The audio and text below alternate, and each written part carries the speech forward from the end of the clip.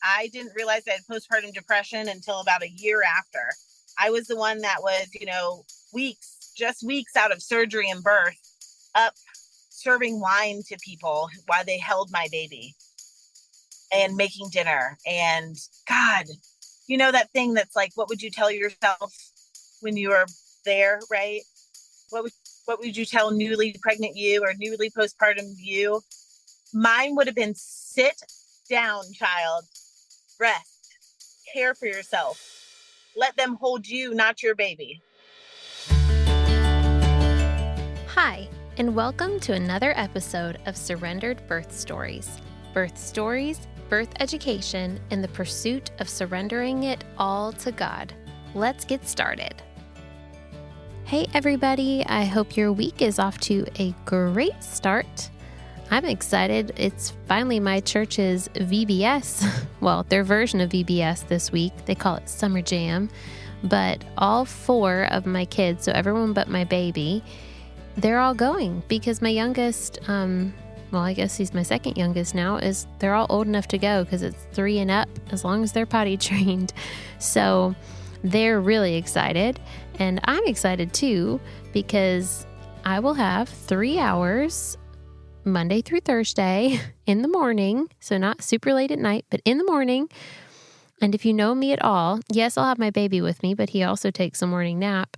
If you know me at all, you will know that I already have a giant list that is way more than I'll be able to get done, but so many things on that list that I would like to accomplish while they're at their VBS because, there are just a lot of things you can't do when there are 5 kids to take care of and with you all day. So this sounds funny, but I'm genuinely looking forward to deep cleaning my bathroom because let me just be real transparent here. It does not happen that often. Last week, we started reading reviews of the show, which is really fun for me because I'm always encouraging people to leave a review because it really does help this show get in front of more people. But I wanted y'all to hear that there are people actually leaving some reviews, and I hope that you'll be one of them. So this one comes from Minimal Pie. They say, "This podcast has been a gift to listen to this pregnancy. I have been so encouraged to find a birth podcast that is specifically Christian. Many in the natural birth world call themselves spiritual with very vague and broad meanings and no mention of Christ. I have so enjoyed hearing birth stories from fellow believers who know He holds their lives in His hands and is sovereign over all." Thank you for taking the time to write that and sharing that. That's super encouraging to me, and I hope it is encouraging to other parents out there because that is truly my heart for people to see that God really does hold us all in His hands and that He is such a central part, if not the main part, of our birth experiences. Okay, one more new thing this week. I've wanted to do this for so long, and I kept telling my producer, aka my husband, that I wanted to do this because it just feels like it should. I don't know about you, but when I listen to these episodes, I always listened all the way to the end. Now, I'm sure once I get to my outro, most of you just stop listening to it, and I understand that. I do that on other podcasts too. But there are some podcasts that I don't do that with, and it's the podcasts that I know share bloopers at the end of their podcast. And I told my husband, I was like, I want to do bloopers at the end. I always love when podcasts do that. That's so much fun. So starting this week, if we have a blooper to share, which I don't know, hopefully we'll have some, but if we have a blooper to share, we are going to tag it on at the very end of the show after the outro. So we started this week, so make sure you listen in for that. Speaking of this week, I'm about to introduce our episode, and let me just say, I am not a crier, especially if I'm not pregnant, because, we all cry a little bit when we're pregnant, but if I'm not pregnant, I'm not really a crier. It takes a lot to get me to cry, and I just want to say I was so moved by this story that I cried a couple of times while we were recording it. This is just such an incredible story, and I really hope that as you listen to this, I really hope that you share it with somebody. Please send this story to a friend, whether or not they're pregnant, But maybe even if they are pregnant, just share this episode and share this story. And I really hope that people are just so encouraged in their faith through this story. It would mean so much to me. God-ordained pregnancies. Home birth turned birth center, turned hospital, turned C-sections. Babies ripped away from you. Postpartum depression. Getting unexpectedly pregnant with twins. Your father, who's your best friend, passing away. Alcoholism. The shock of getting pregnant with twins a second time. Detoxing. Therapy. Grief. The diagnosis of breast cancer. Finding out you're pregnant again, but now with cancer. Finding out halfway through your pregnancy that your baby has died. Getting your VBAC, but not your baby. It's crushing. It feels impossible. And in her own strength, she never would have made it. But God. This isn't just a birth story or several birth stories. This is a testimony of Kim's journey to finding Jesus, her Savior, and the goodness and faithfulness of our God through every circumstance the enemy tries to use to bring us down in our fallen world. Don't miss a second of Kim's story. Welcome to another episode of Surrendered Birth Stories. I am your host, Kayla Heater. And today I'm excited to introduce my guest. She is a local chiropractor here in the Triad. That's actually how I met her. She helped me a lot after my fifth baby. And I'm going to let you go ahead and introduce yourself. Tell us a little bit about you and your life and your family so we can get to know you. Yeah.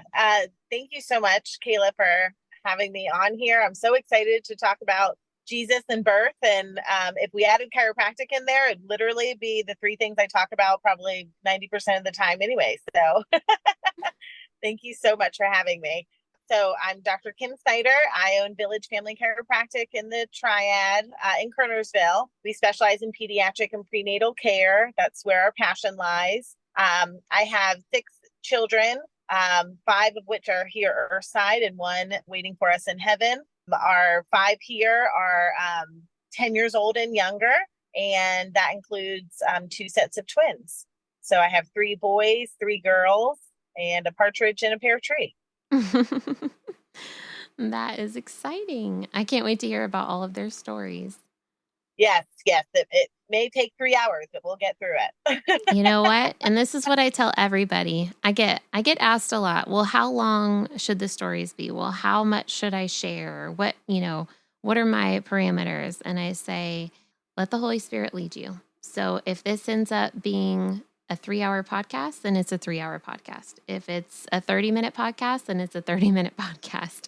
And the Lord is going to speak through you the way he wants to. So we're just going to let it go. So there are no rules in sharing.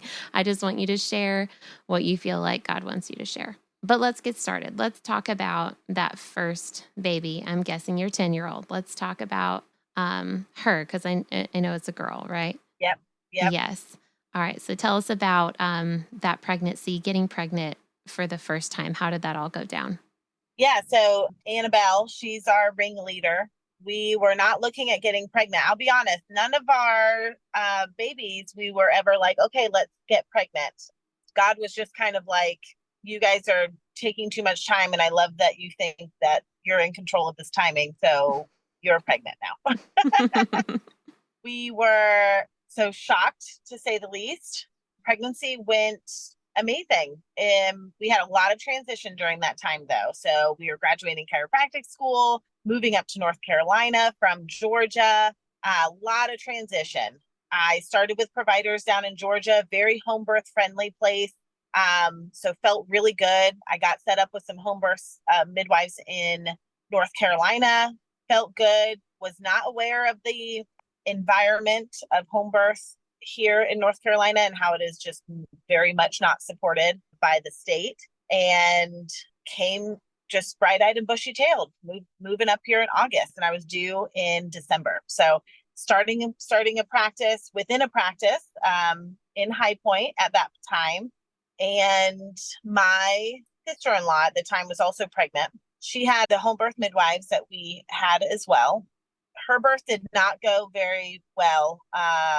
Baby was safe. She was safe, but did not go as planned. They had to transfer to the hospital. Home birth midwives couldn't stay with them. And our whole family looked at us at that time and were like, you can't be with these midwives. You cannot birth at home. You cannot, this, and this about our birth. And knowing that what happened with her, where it was very unfortunate, could have happened anywhere, even at the hospital, we were choosing not to be afraid. We were very much still on our course and on our plan. But the pressure from our family got violent at times, to be honest. I mean, not like physically violent, but just, it was so much. It was a lot to go through. Did you move to North Carolina to be closer to family? Yes. So so my husband's family's here in the Triad, and then my family's in Charlotte. Okay. Wonderful. Yeah. So they were already kind of like, well, we expected you guys would want to do a home birth, your chiropractors, this and this. But then after all this happened, they were very, and so they kind of kept their opinions to themselves, I would say, for the most part. But then after that, it was very not the case from one side of the family in particular, not mine. And not to throw anyone under the bus. But it was difficult. It was a lot because I also was experiencing a lot of, seeing what she had gone through. And it was really close to home, first baby, never gone through it myself, was just starting in the birth world as a provider. And it was scary. I mean, I was very much like, God, I don't know what to do here. Can you please just lead me? And he gave me such peace to stay with these midwives. Our family didn't like that. And so with a couple of threats, they actually dropped all their clients. And we still to this day have no idea where they are or what happened to them at all. Wait, your midwives dropped all of their clients? Yes. Whoa. Yes, this happened. So my nephew was born in August. So this had to have been August or September. And mind you, again, I'm due in December. Whoa. And they didn't say why. They just disappeared? They just disappeared. Wow. We had even talked to them after everything had happened, letting them know, like, hey, we understand like what happened with our sister-in-law, and it was so unfortunate. And like, we have prayed on this and we feel good moving forward. So just to let you know, like, we are not ratting anybody out or pressing charges or like, just crazy stuff that was being talked about around all this stuff. They just dropped everybody. And that was it. No, again, that was 10 years ago. And I still to this day don't know where they went or what they're doing. Wow. So we were like, well, where are we going to have this baby? And what are we going to do? We were very new to the community, had no idea about the amazing home birth midwives that are here that we, know now. And so we decided to accommodate our family and kind of compromise our families and started looking at the birth centers. And that's whenever we came across Statesville Birth Center with Marsha and Nicole. And it was so peaceful. And so, I mean, God really just, whenever it's just his plan, it's just easy. I feel like, right? He just puts those stepping stones in front of you and they're just piece after piece after piece. And so every time you step to a new transition, if it's where he wants you to be, it's just like, okay, And that's how it was walking in there. I'll just never forget that. I didn't want to do it because I really wanted to home birth, but then I walked in there and I was like, this is where we're supposed to be. So that made the decision really easy. We felt so good. They were so welcoming. So it was just a really easy decision. So she was due December 22nd. I worked up until I started labor, which I started labor on a Friday. And I was 41 weeks. Well, I was like 45 days or 6 days, something like that. And I labored all through Friday, Saturday. I think Sunday we finally went to the birth center, maybe Saturday night. Honestly, it's kind of fuzzy. And I was laboring down there whenever they realized I had an anterior cervical lip. And so we started changing some things up to try and give my cervix a little break to heal.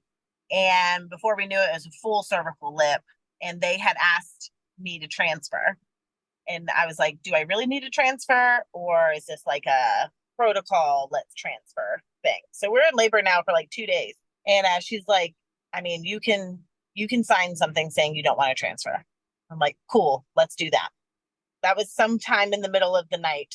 I'm not exactly sure, but a little bit after midnight probably. And then we kept going. And that morning is whenever, maybe 7 o'clock in the morning, they were monitoring Annabelle. I didn't know she was a girl at that point. So they were just monitoring the baby in my brain at that point. And she wasn't rebounding. Her heart rate was just staying low. And that was when Marcia basically was just like, we need to transfer. And it was just her tone of voice and the way she looked that I was like, okay.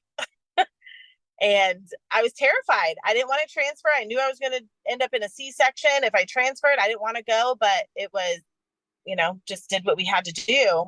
And so we got there and I was telling Marcia, I was like, I still want to try, like, we can move around and do different things. Like, I still want to have her vaginally. And she's like, absolutely. We'll make sure that you're still moving. Dr. Corsi's going to come and just check on you and see what's going on, like just where we're at. Basically, it's just a making sure everyone's safe type thing, at this point. So he kind of watched me through labor for a little bit. Well, actually, the first thing he said, and I really think this was a God thing. Everything's a God thing, isn't it? He's just so in the details. But he said, I'm so sorry you're here. That's what the doctor said to me first. And it was so validating of like just this journey from home birth to birth center to now the hospital. I mean, it was just so validating for him to be like, I am so sorry you're here. And that put me at such ease. And he had me be a part of the conversation. I think so many women suffer so much postpartum whenever their birth doesn't go the way they plan because they weren't part of the conversation. And he had me be part of the conversation. So he did monitor, he checked my cervix, and it was a full lip still. She was asynclitic at this point as well. Oh. And her heart rate, he's like, you can look at her heart, you can see her heart rate right here, and you tell me what you're seeing. And she was just staying real flat and not rebounding whatsoever after contractions. And he's like, so you can see what's happening. Like you make the choice, but she's suffering.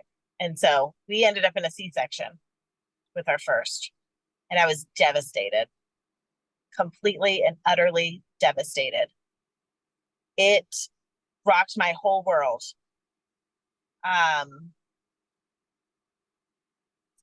She had her stomach pumped afterwards because she had meconium.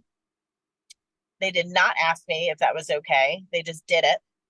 The pediatrician, it was a traveling pediatrician. I'll never forget him either. Traveling pediatrician just pumped her stomach, created a tension pneumothorax. So this is when your lungs and your heart all go to one side. Because of the pumping? Because of the pumping. It disrupts the pressure within the cavity, within your thoracic cavity. So everything goes to one side. Very dangerous, needs to be handled. And I'm on the table being sewed up, trying to find my baby with my eyes. And he comes over and says, she has a tension pneumothorax. Do you want me to do a side lung puncture or a oxygen hood? And I said, who created that thorax? And he's like, oh, well, babies can be born like that. And I said, to hell they can. I was literally fighting this guy, and I was still cut open on the table fighting this guy. And I'm like, to hell they can. What happened? And that was whenever Marcia actually said they had to pump her stomach, and it was created with that. And boy, I couldn't feel half my body, but about came up off that table at him. And anyway, so I said, clearly do the oxygen hood. I don't want an invasive side thoracic puncture. And so they just whisked her away. Before, though, I was like, you give me my baby and let me say hi to her at least. And Joe was with her, brought her over, and I got her adjusted. I could at least get her atlas adjusted, so at least I knew she was neurologically safe. And her little face, I just remember her little face just coming up on my right side, and I put my hands up, gave her a kiss, adjusted her, and then she was gone. Quite literally just ripped from me. And yeah, it was really obviously just really difficult. I was also still on the table whenever I asked Marcia to use her phone, and I called my girlfriend, who's also a local chiropractor, and I said, "Hey, we ended up with a C-section. Can you bring me some milk? Because I was aware that, with a C-section, it may impact your supply." So I was on the phone with her. It was like, "Do you have any pump milk? If you could bring it up to the hospital, that would be great." Anyway, so she did. She came on up. She had a whole cooler full of frozen milk for me. Aww. But anyway, so I got back to the room and I was like, all right, like, let's go see her. She's in the it's a regional hospital. So it was right across the hall from me, not like some big NICU, but essentially it was a NICU, just real small.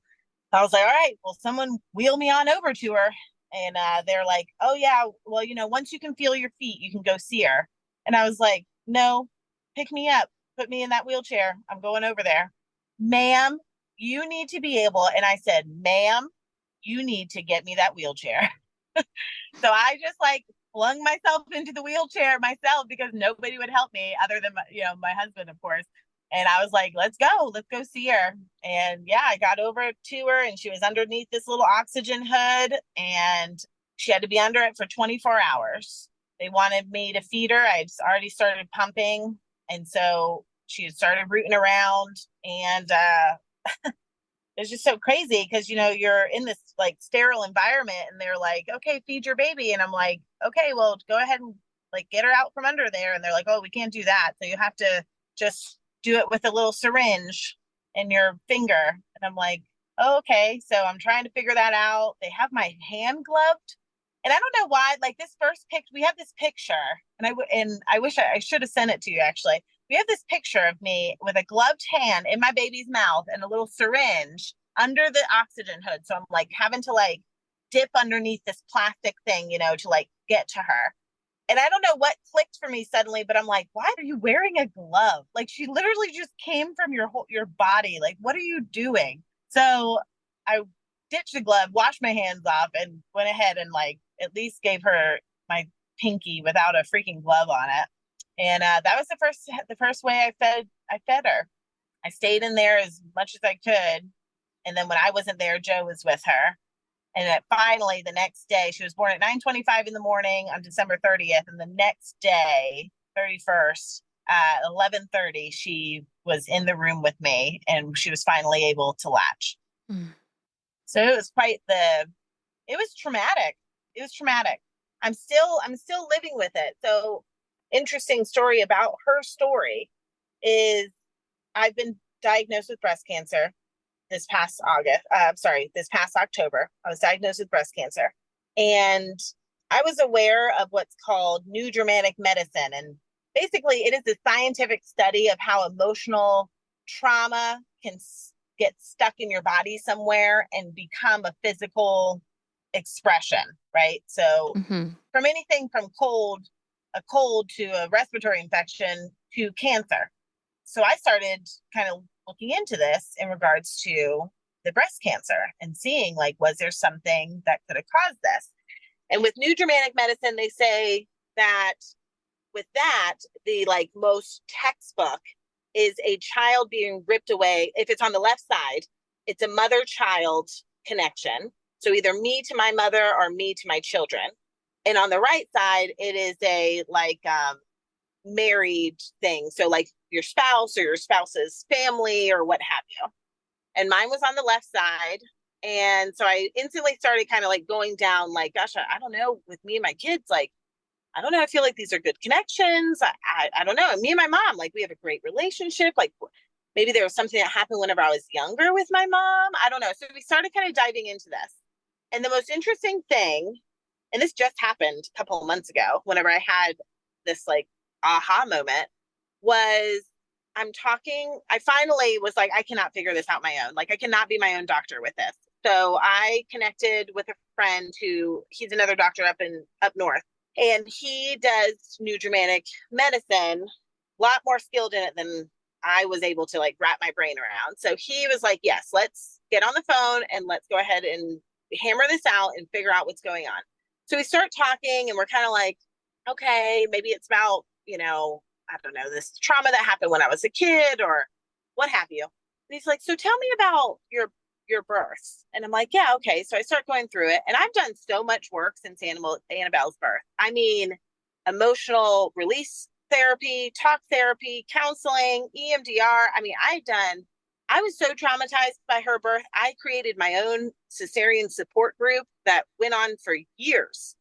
And I've done so much work around this that I'm like, clearly I am good to go. I mean, these things stay with you, obviously, but like clearly I'm good to go. Right. And we start talking and I tell him the story about Annabelle and I just start bawling about that portion of her being taken away from me and me not being able to breastfeed her and how I had to feed her that first time and just really the whole thing. I mean, I just start bawling and I'm like, clearly I haven't worked through anything.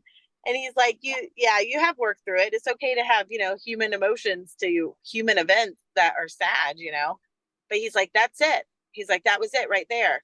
She was literally ripped from your breast. And at that time, the cells started multiplying in some way because I was told the tumor has been with me for roughly 10 to 12 years is what they had said. He didn't know this, by the way. He had no idea how long I was told the tumor possibly could have been there or anything. And he was like, yeah, so her being ripped, I mean, literally ripped from your breast, like you wanted to breastfeed. You were so concerned about breastfeeding. You're on the table getting sewed up in surgery, calling a friend to give you breast milk. Like this was very important to you. And so that trauma settled in that left breast.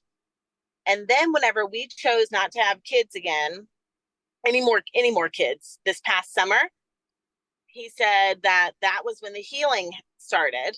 And therefore the cells started inflaming or swelling. So the inflammation started. He said, so the lump, was it small and then grew or did it just seem to come on out of nowhere? And I'm like, it came on out of nowhere. I do regular breast exams. Like I'm very aware of my breast. I've been breastfeeding for 10 plus years, lactating the whole time. Like I'm very aware of my breast and what they're doing. And that's what another reason the cancer was such a shock to me. And I said, it just came up out of nowhere. And he said, yeah, that's the healing phase. So that's where our body, when it's swelling, like you hurt your ankle and it's swelling, that's part of the healing phase, right? Like it has to swell. So all the autophages can come and eat all the bad stuff and then go away. The swelling is part of the healing. And that's where when the tumor was found. I was like, holy cow. So it's just like this total, it still blows my mind, honestly. Like I'm probably not even explaining it right or in a way that makes sense because I'm still kind of wrapping my brain around it. I'm tracking. It was just really, I don't know, just interesting of how that connected. That's fascinating. I just read The Body Keeps the Score, that book. Yeah, good. Yeah. So good. So that there's a lot of parallels to what you just said with that. Yes, that's such a good book. So we are going to jump back to birth in a minute, but what does that mean for you now in terms of treatment or healing with the breast cancer? Like knowing what you know about that, like where does that leave you now? So we were talking about that because that's obviously was my, first concern of like, okay, so now that I know, how do I prevent, or is this a treating thing? Is this a prevention thing now? And he said, at this point, it's really about your awareness of it. Like whenever I expressed my birth story to him, I had no idea I still had so much in there.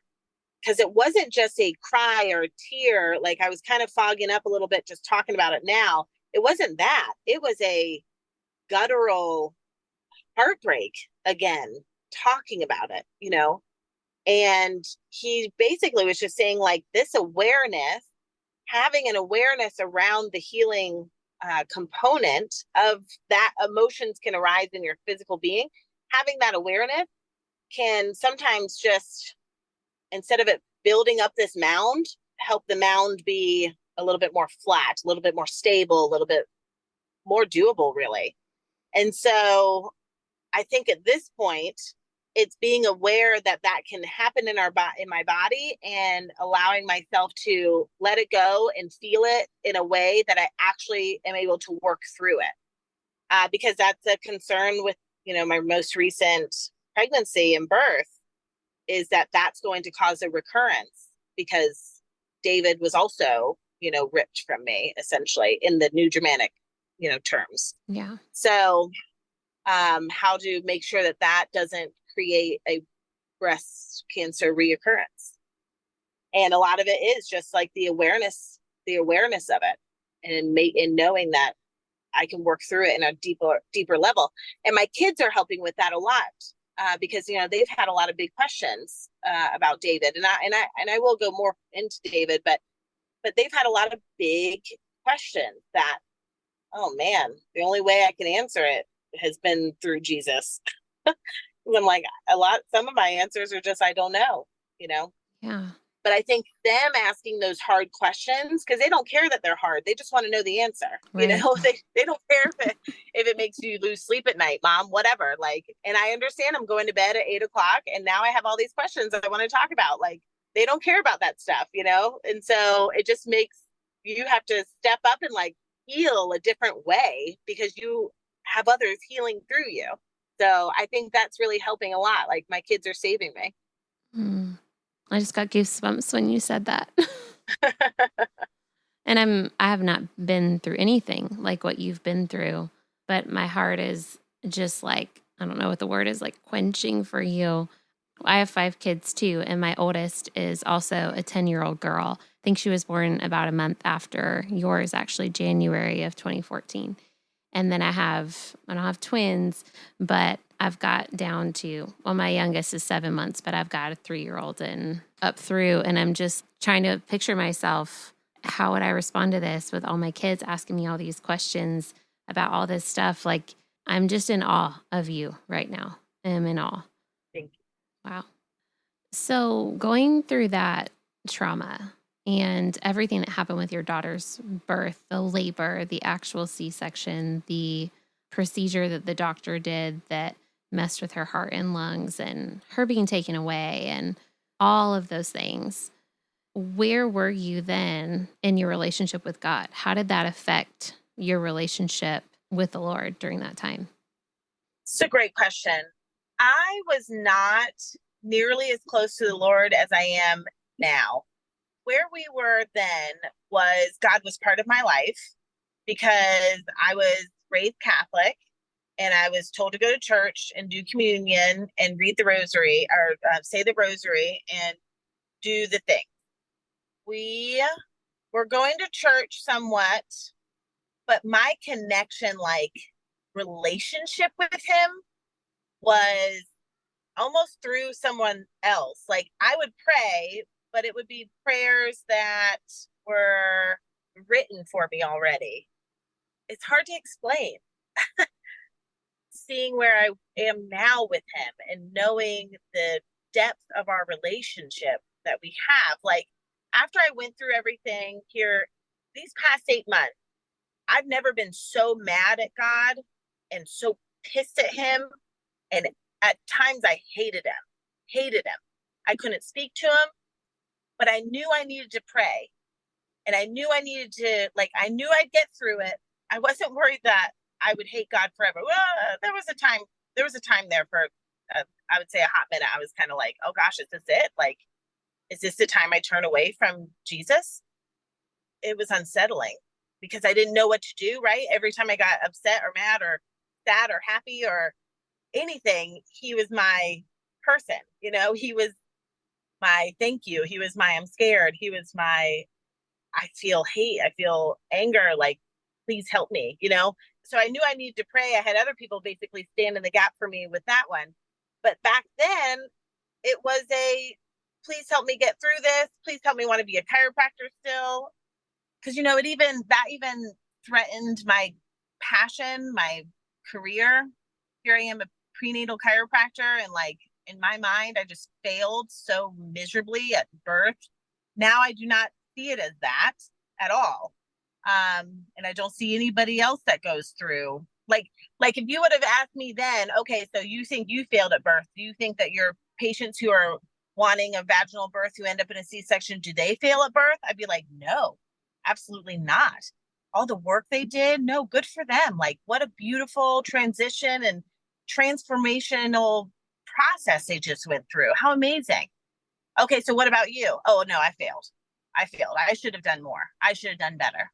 I knew more. I should have done this, and it was just so disheartening to where, I'm sitting there going, gosh, you're a prenatal chiropractor. You literally help people's babies get into proper position to avoid C-sections, and you couldn't even do it for yourself type thing, Mm-hmm. And it really challenged my just identity, really. And so when praying to God, it was really more of a, what rosary can I do? What prayer is there for a saint?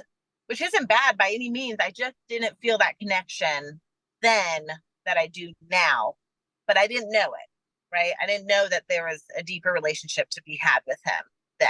Yeah. So ask me then how we were doing. We were doing great. Ask me now, and we had so much more to learn in our relationship together. He knew, but I didn't. I'm looking forward to hearing when and how that changed. Yeah. In your stories. Okay. So now, how did postpartum end up going with Annabelle after all that? Rough, real rough. I didn't realize I had postpartum depression until about a year after. I was the one that was, just weeks out of surgery and birth, up serving wine to people while they held my baby and making dinner. And God, that thing that's like, what would you tell yourself when you were there, right? Mm-hmm. What would you tell newly pregnant you or newly postpartum you? Mine would have been sit down, child, rest, care for yourself. Let them hold you, not your baby. Oh my gosh, when I just think about it, and my boobs were bricks and they hurt so much, and my nipple, and I'm just like, was it red wine or white wine that you were drinking? Oh. It's crazy. It's crazy. So yeah, I remember. So about a year later, I was out to lunch with another birth worker who specializes in postpartum mental health, and we were just talking, just sharing what have you. And I was kind of talking, I was talking about Annabelle's birth a little bit and how the last year had been, and coming up on her 1 year. And she goes, "Do you think you may have had a little bit of postpartum depression?" And I was like, "Oh, no, no, no. I've processed through, and I work in this field. Like I could see it, if it was happening." And she goes, "I'm going to rephrase it. I think that you have postpartum depression." And I was like, "Oh." And then she kind of went through the list with me of like everything, just words that I was saying, and how she's kind of watched me over the things that she'd seen me do over the last year, and how my perception of things. And anyways, she was really the one that helped open my eyes that, wow, I'd been suffering and I needed further help. And thank God she did, because it really turned around from there and helped me be able to seek the help that I needed and get into counseling. I parented better, different, I just didn't realize a part of me was missing, and she really helped me open my eyes to it. So I was really, really grateful for her. That's a great friend. Yeah. Yeah. Sometimes friends will hesitate to tell you the truth because they don't want to offend you. And a real friend, they'll stick straight to the truth. That's right. Because that's what's best for you. Absolutely. So since all these pregnancies were planned by the Lord and not yourselves, how long was it then from Annabelle's to the first set of twins? Well, we decided, you know what? It's been about 3 years. We should start having a baby. And God was, again, like, you are so cute. So we decided we are going to, in January of 2016, we were like, we're going to start having a baby. So January goes by, period comes. February goes by, period comes. March goes by, period comes. And I'm like, you've got to be kidding me. That was just devastating. I found a new found respect and empathy for my patients going through fertility struggles, because it was awful. And I told Joe, April, I was like, if April doesn't happen, that's it. Like, I'm done with this mess. And period came. So I told him, I was like, that's it. I'm just not like, nope. If it happens, great. And if not, then whatever. We're just going to let God decide. And then I was going to Vegas in July for my girlfriend's wedding. And I started feeling real kind of wild and crazy beforehand, nauseous, whatever. And she's like, you better go ahead and check and make sure you're not pregnant. And I was like, no. But sure enough, in July, found out we were pregnant. So God, once again, was like, I said on my time. Right. Right. So did that pregnancy, did it go smoothly in terms of like health and like how you felt and everything? I mean, once you got past the nausea? Their pregnancy was great. I was, so in the beginning, like going to Vegas pregnant and first trimester, not feeling great. God, would not recommend. 0 out of 10 recommend. And, but once that kind of passed pretty quickly. It was in November where I started feeling kind of psychotic. And it wasn't November. It was September that I was feeling kind of psychotic. Like I felt like I was losing my mind. I was like, I know I'm pregnant, but like, what the heck? These roller coasters of emotions, I'm not going to be able to deal with. Like, is there something wrong with me? And we only do 1 to 2 ultrasounds of pregnancy. And so we went in for, I think by that point, it was probably our first one because we were, I don't know, probably 16 weeks pregnant, 17. Anyway, so we go in and Jessica was with us. Jessica Irvin was Jessica Pace. Yeah, so she came with us to Statesville. And that was whenever I was telling Marsha all about it. I was like, I think I'm going crazy. Like, I'm going to have to live the rest of this pregnancy being a psychopath. And she's like, all right, well, let's just check on the baby and make sure everything's good. I'm like, okay. So she popped the ultrasound on. There were 2 heads. It was I mean, it was just so cool. It really was cool. And I will say, I felt better after. I was like, oh, that's why it's like double the hormones, double the baby. Okay, now I feel better. And my kind of craziness actually went away after that. Was twins something that you ever thought was a possibility? Like, do they run in your family at all? Or was this like a complete shock? Total shock. Absolute shock. The only time I found out that it ran in my family is whenever I told my mom, and I was like, Mom, you got to sit down. Baby is good. She didn't know it was babies at that point. I said, baby's good, but you got to sit down because I got something to tell you. And she's like, oh, okay. So I said, you ready? It's twins. And she's like, oh, yeah, we all knew you'd be the one to get twins. And I'm like, what? Why do those words come out of your mouth? And she's like, well, because twins run in the family, on our side, So Nana had twins, and then her Nana, her great Nana had twins. And then I'm like, excuse moi? I did not know any of this.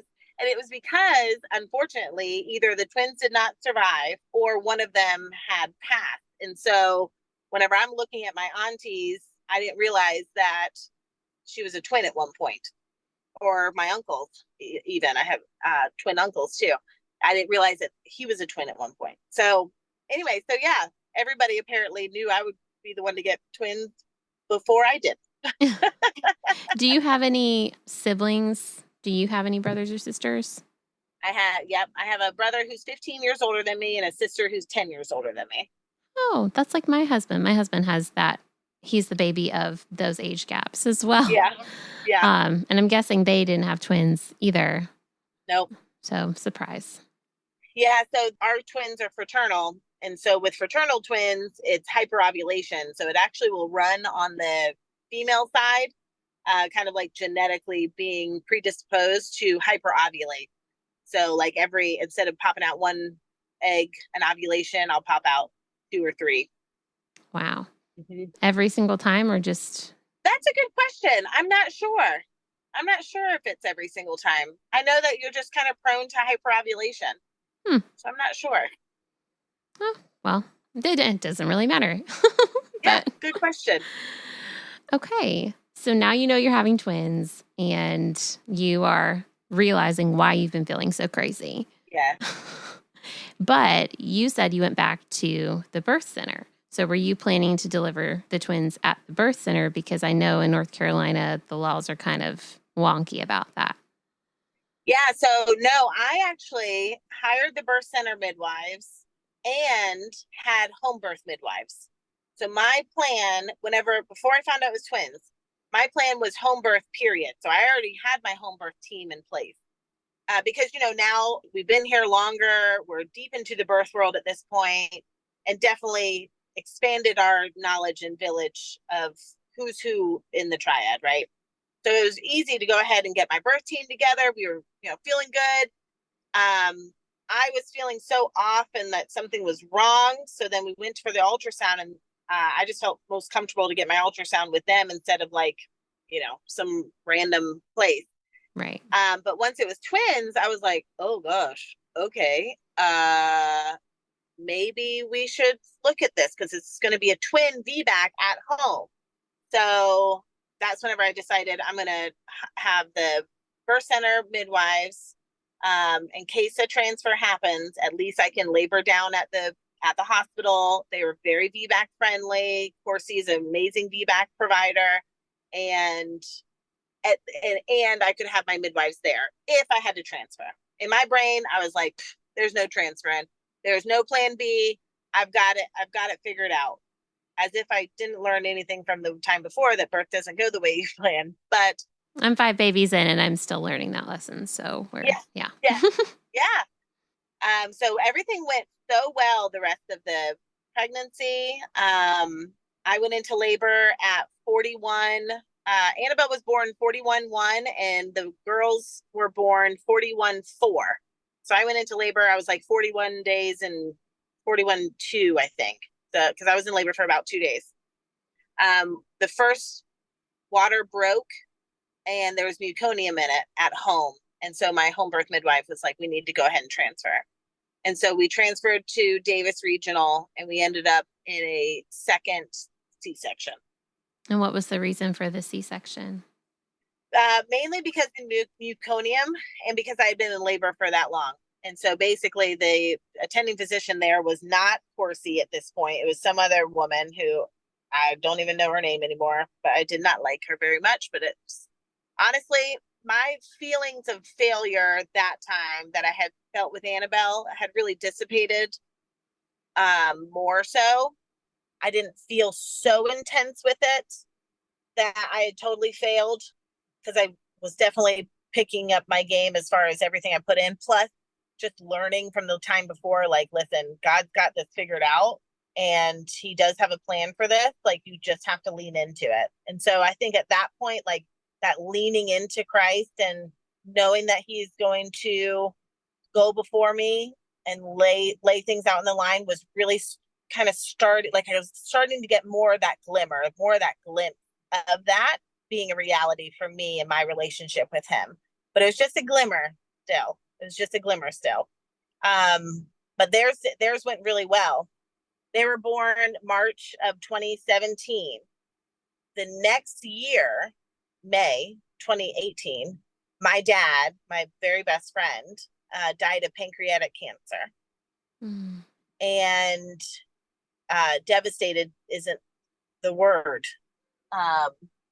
It was off. It was the first time in my life I really experienced that deep, deep darkness of grief and sorrow.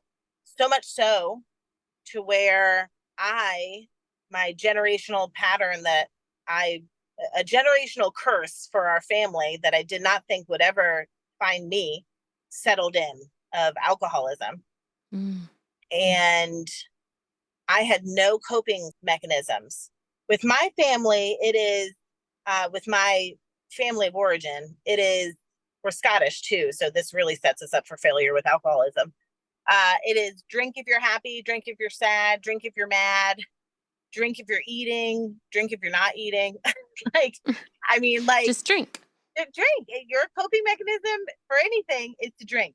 celebrating, yay, drink. Sad, oh, sorry, here's the drink. Like, and so that's what we did. When the patriarch passed on, we drank.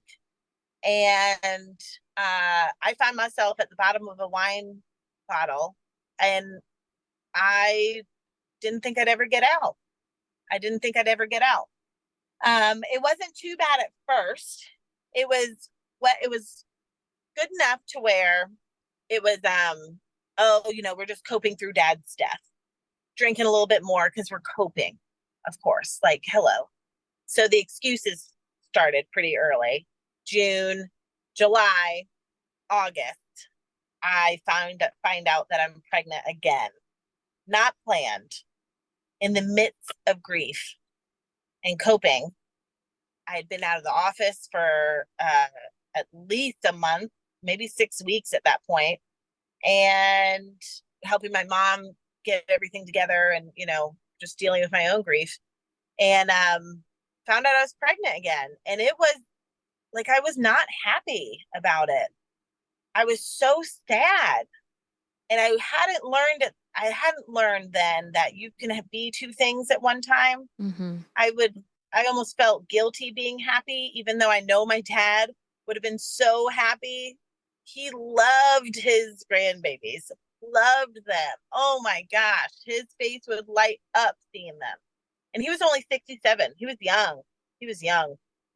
So I know that he would have been happy, but for me, if anything made me happy, it made me guilty because I'm like, my dad just died. Like, yeah, how can I do that? I'll just forget him and I'll just move on. Like, it was a really, really, really dark time. So their pregnancy was the worst pregnancy out of all of them because emotionally, I was so not good. I was not good. My husband had to take me to grief counseling by enticing me with Starbucks and Target. He said, go ahead, jump in the car, honey. We're going to go to Starbucks, get you some Starbies, and then we're heading to Target, and then we're going to go down to Charlotte and see the family. And I'm like, oh, okay. Starbies and Target. All right, got it. I jump in my passenger seat. I'm ready to go. And he's like, you just got to stop at one place real quick. I'm like, okay. So we stop at this random, like, we pull into the kind of this little like business park area. And I'm like, what you got going on, And he's like, oh, your appointment is in about 10 minutes. And I'm like, for what? He's like, grief counseling. And I'm like, for who? Because it's not for me. And that was very bizarre behavior for me. My background is in psychology, and I've been in counseling pretty much my whole life, not because anything's wrong or terrible or my life is but because I just really I really look at it as a way of like handling life. It's just good to talk to somebody who's not in it with you, and it's good prevention. And so this was really weird time for me that I wasn't seeking any type of therapy or anything. Me and God we weren't on the outs because there was so many amazing details that he allowed happen with my dad's death that were so just gracious of him. My dad fell and he told my mom, please don't call the hospital because I don't want to go back there. I think he knew with that fall, it was the beginning of the end, and he hurt his elbow real bad. And my mom called me and said, your dad fell and he wants you here. And that's just weird for my dad. But everyone just had a sense of this is it, And so I go home, I instantly dropped everything. I went home and my dad's on the couch and he lives in Charlotte. So it was, I had to pack up, say bye to the kids and drive. And he's like, well, took you long enough. My elbow's hurting and you're a doctor, so go ahead and fix it. I was like, okay, Dad, you got it, buddy. So for that next week, God allowed me to care for him during his decline, helping him get up and go to the bathroom or help him go to the bathroom on the couch, whenever he couldn't get up anymore. And he allowed me to have a dream that kind of gave me an idea of when my dad was going to pass. That was on the Monday, and my dad passed on in the comfort of his home with his family around him on that Friday. Oh, wow. I was able to be there holding his hand. My mom was on the other side of him, and my aunt was at his feet. He said bye to my, he did not say bye. He was kind of already leaving, but my brother was rushing to get to the house, but wasn't making it. So he had to say bye over the phone. And then my sister, once his transition started, it was too much for her. She had to step out. And so I was the only one of his children that were there to see him transition to the next phase. And I was the only child out of his three that he actually saw come into this world. Oh, And I was the only one to see him leave. And so wow. it was this beautiful just gift. I knew that was God. I just knew that was him. Just a beautiful gift that he gave us together.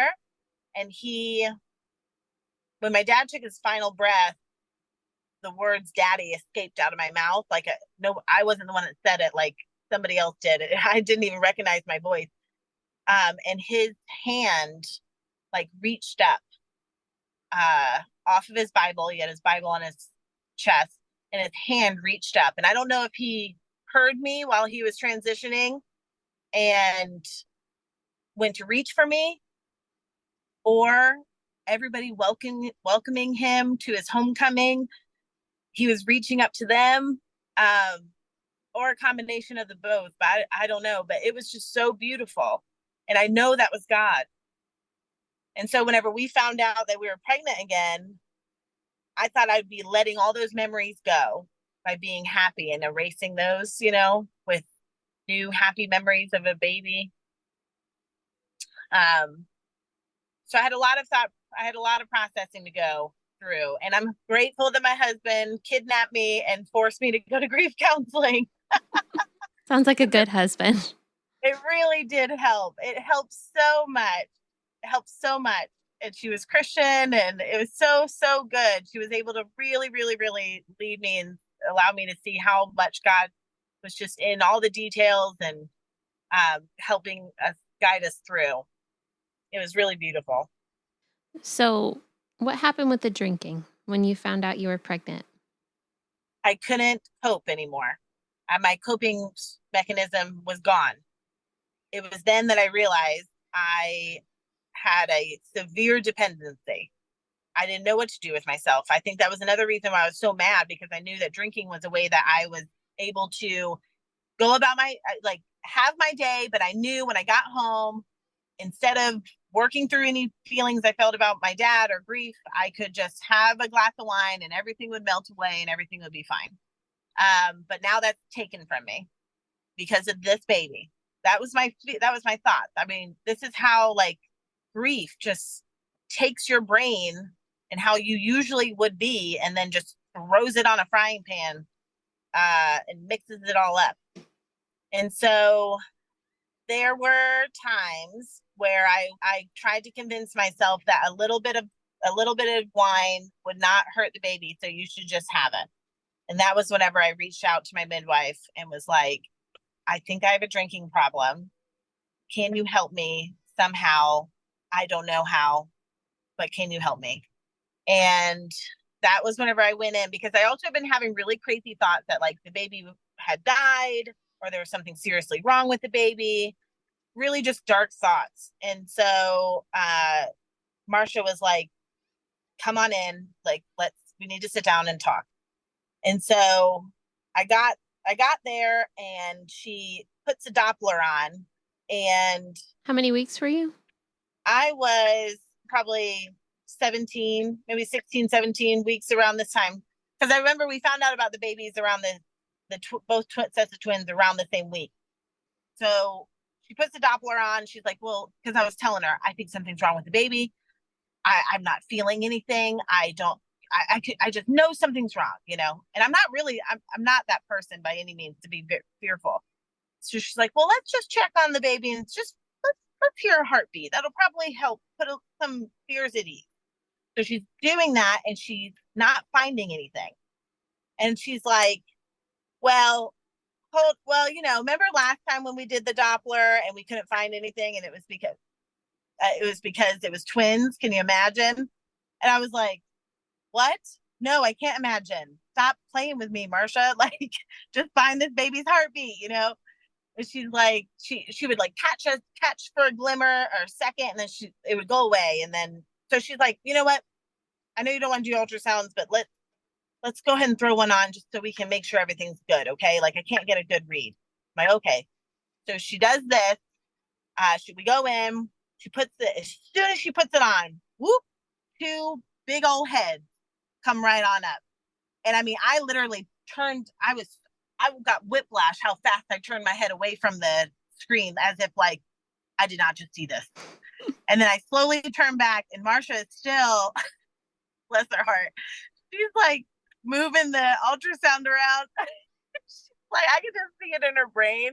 Her eyes are just sitting there like, oh my gosh, this woman just came in, told me she's like suffering with grief, having a potential drinking problem, on the brink of a psychotic break, and I'm about to tell her she's having twins again, And I was like, is that two heads? And she goes, yep. But mind you, Joe wasn't even with me. Right. This was literally a panic morning that I was like convincing myself I could drink, convincing myself something was wrong with the baby, like called Marsha and was like, oh my gosh, please help me. Like, something is going on.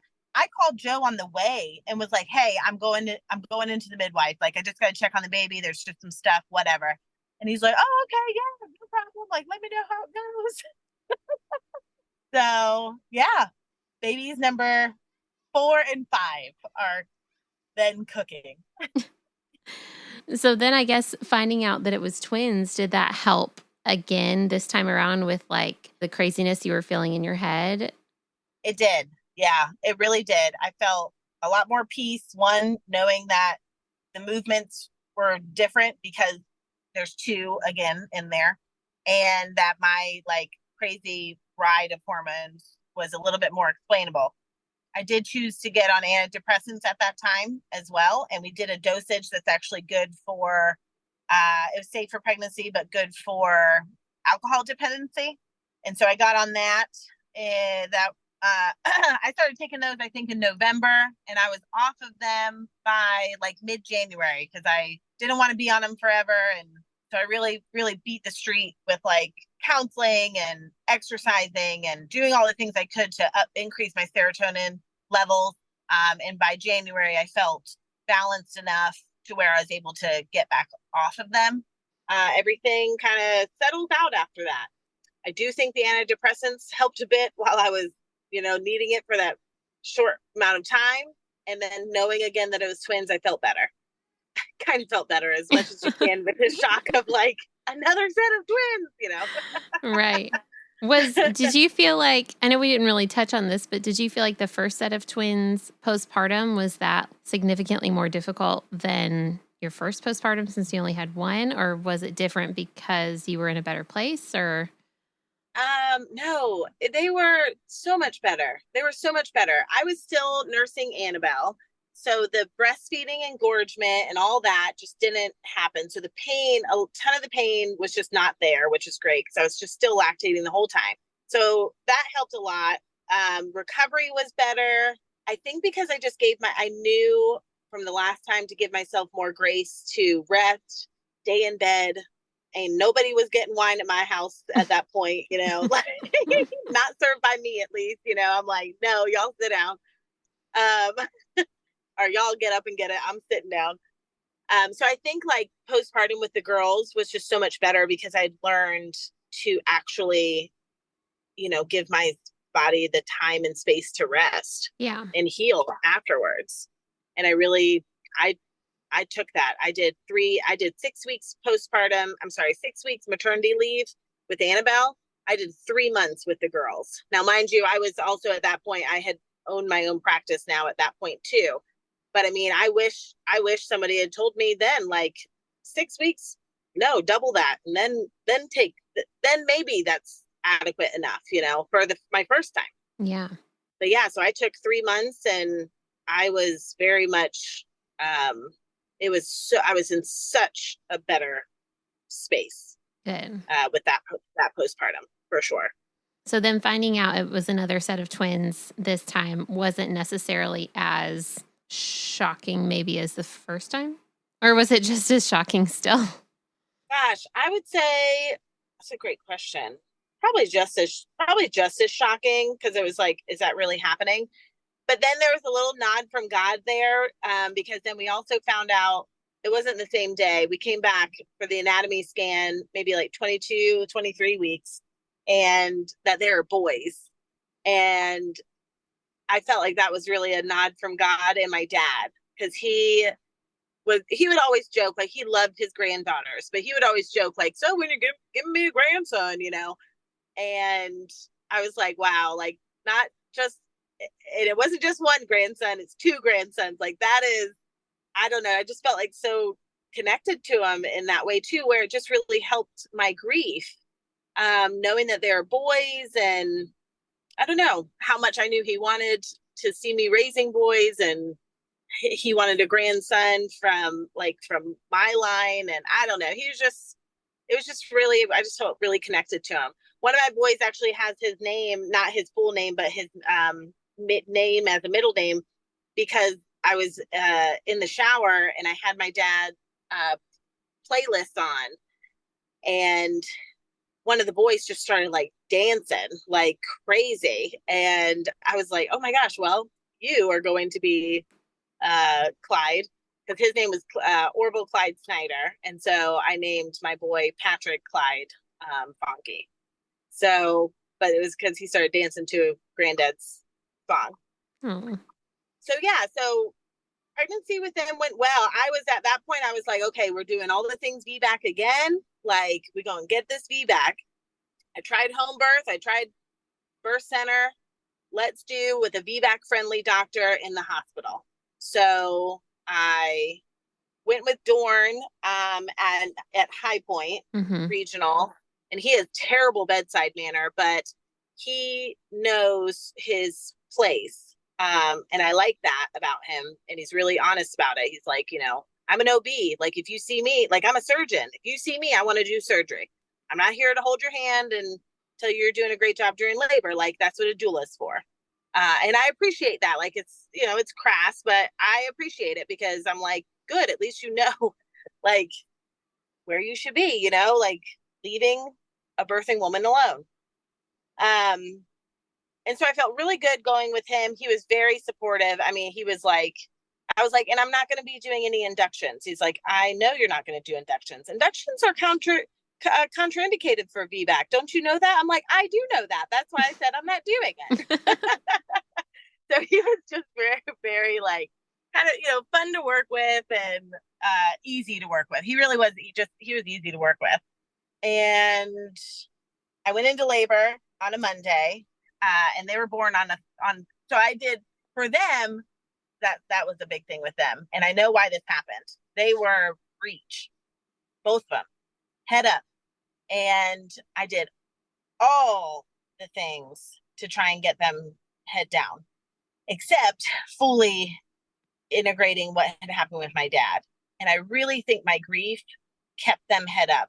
One thing I talk with my patients a lot about with breech babies is, they can feel you, your fear, your pain, your sorrow. They can feel everything that you're experiencing. And so, especially if it happened after like a trauma, like losing somebody or what have you, they just want to be close to your heart. They're part of you, so they want to protect you. And so if they feel like you need them in that way, then maybe they're going head up so they can be closer to your heart to try and protect you. And so I really felt like both my boys were just really going through that grief about my dad with me, and just stayed head up the entire time. I did not lose hope, though. Even when labor happened, I was like, I've seen it happen. People go into labor and those babies go head down in labor. So that's what's going to happen. They're going to go head down in labor. So I didn't tell anyone I was in labor on Monday. I was like, Joe, he's like, you doing all right? You need me to come home? I'm like, nope, everything's good. Everything's good. Until he came home that night and he's like, how long has this been going on? I'm like, I don't know, maybe like 10 hours or something. He's like, what? But unfortunately that night it slowed down, or by the morning it slowed down, and I went into prodromal Tuesday, Wednesday. So it was erratic all day because, they weren't able to push down on the cervix properly. So it's just erratic contractions, and all day long they would spread out during the day, and then they're on top of each other, Tuesday night, Wednesday night, and then, during the day they'd spread out. I mean, it was just, golly, it was rough. It was rough. So Thursday morning, they did not stop. And I was like, yes, this is it. And they kept kind of going on top of each other and on top of each other. And then my doula was on the phone with Joe and could hear me vocalizing in the back. And she was like, okay, so this has been going on since Monday. Why don't we go ahead and at least go to Dorn's office, And I was like, okay, that's fine, I guess. That's fine. Whenever she heard me vocalizing, it was like, all right, let's go ahead and go in. So we went to Dorn first because he was like, come here first so we can see if the babies are head down, because he did not want to do a VBAC if they weren't head down.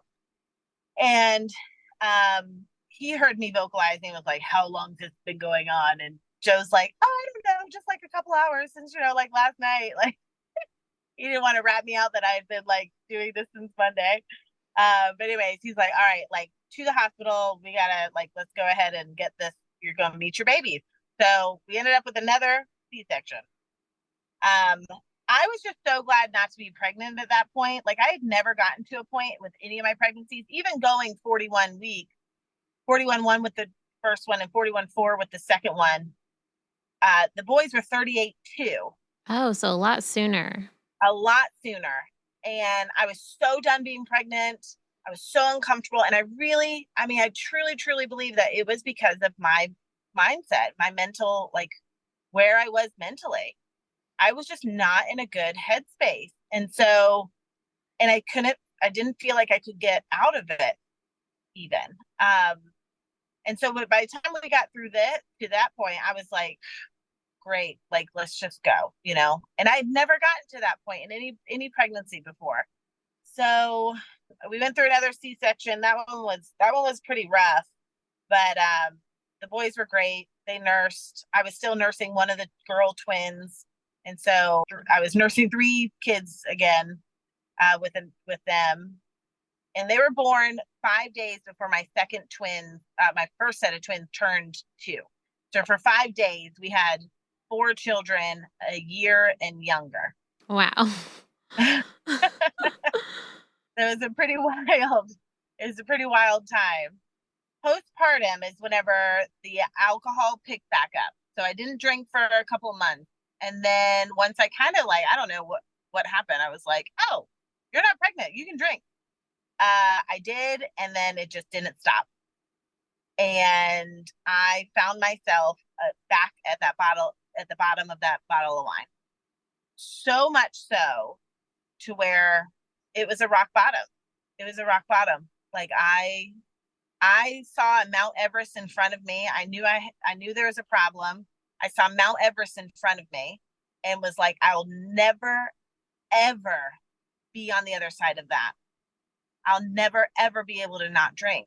Like, I don't ever see myself being able. I mean, I was Googling, am I really an alcoholic? I mean, just stuff that people with a normal relationship with alcohol don't Google, Yeah. And I needed help so bad, but I didn't want it either, because then I was like, well, then you got to actually figure out ways to cope with your life, Kim. So what do you want to do that for? But it was killing me.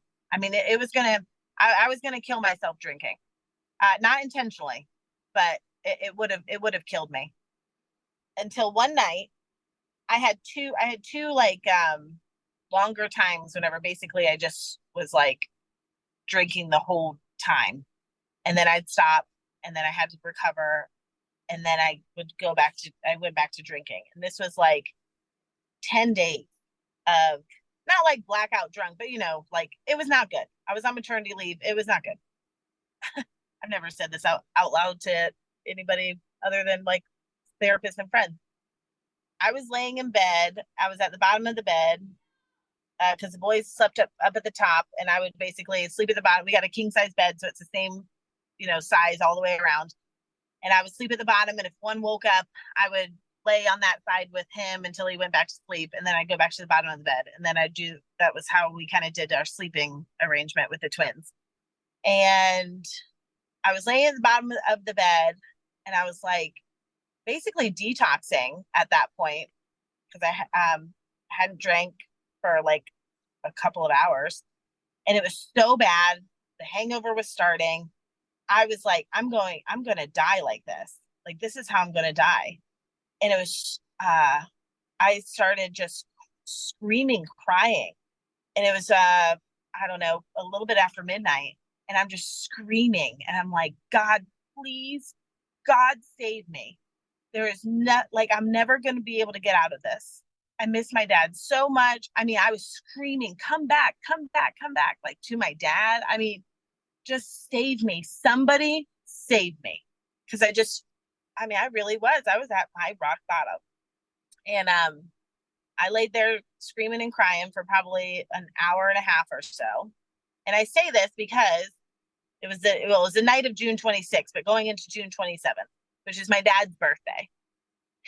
And I know that's why I was so triggered. I know that's why I'd started picking up drinking a little bit more like the week before, because I knew his birthday was coming up, and I'm laying there, and I kind of like had a moment where I calmed down a bit, and I felt a little bit more peaceful. And I looked at my phone. I grabbed my phone and looked at it, and it said memories of daddy was just on my phone. And it was a whole album of just pictures of my dad.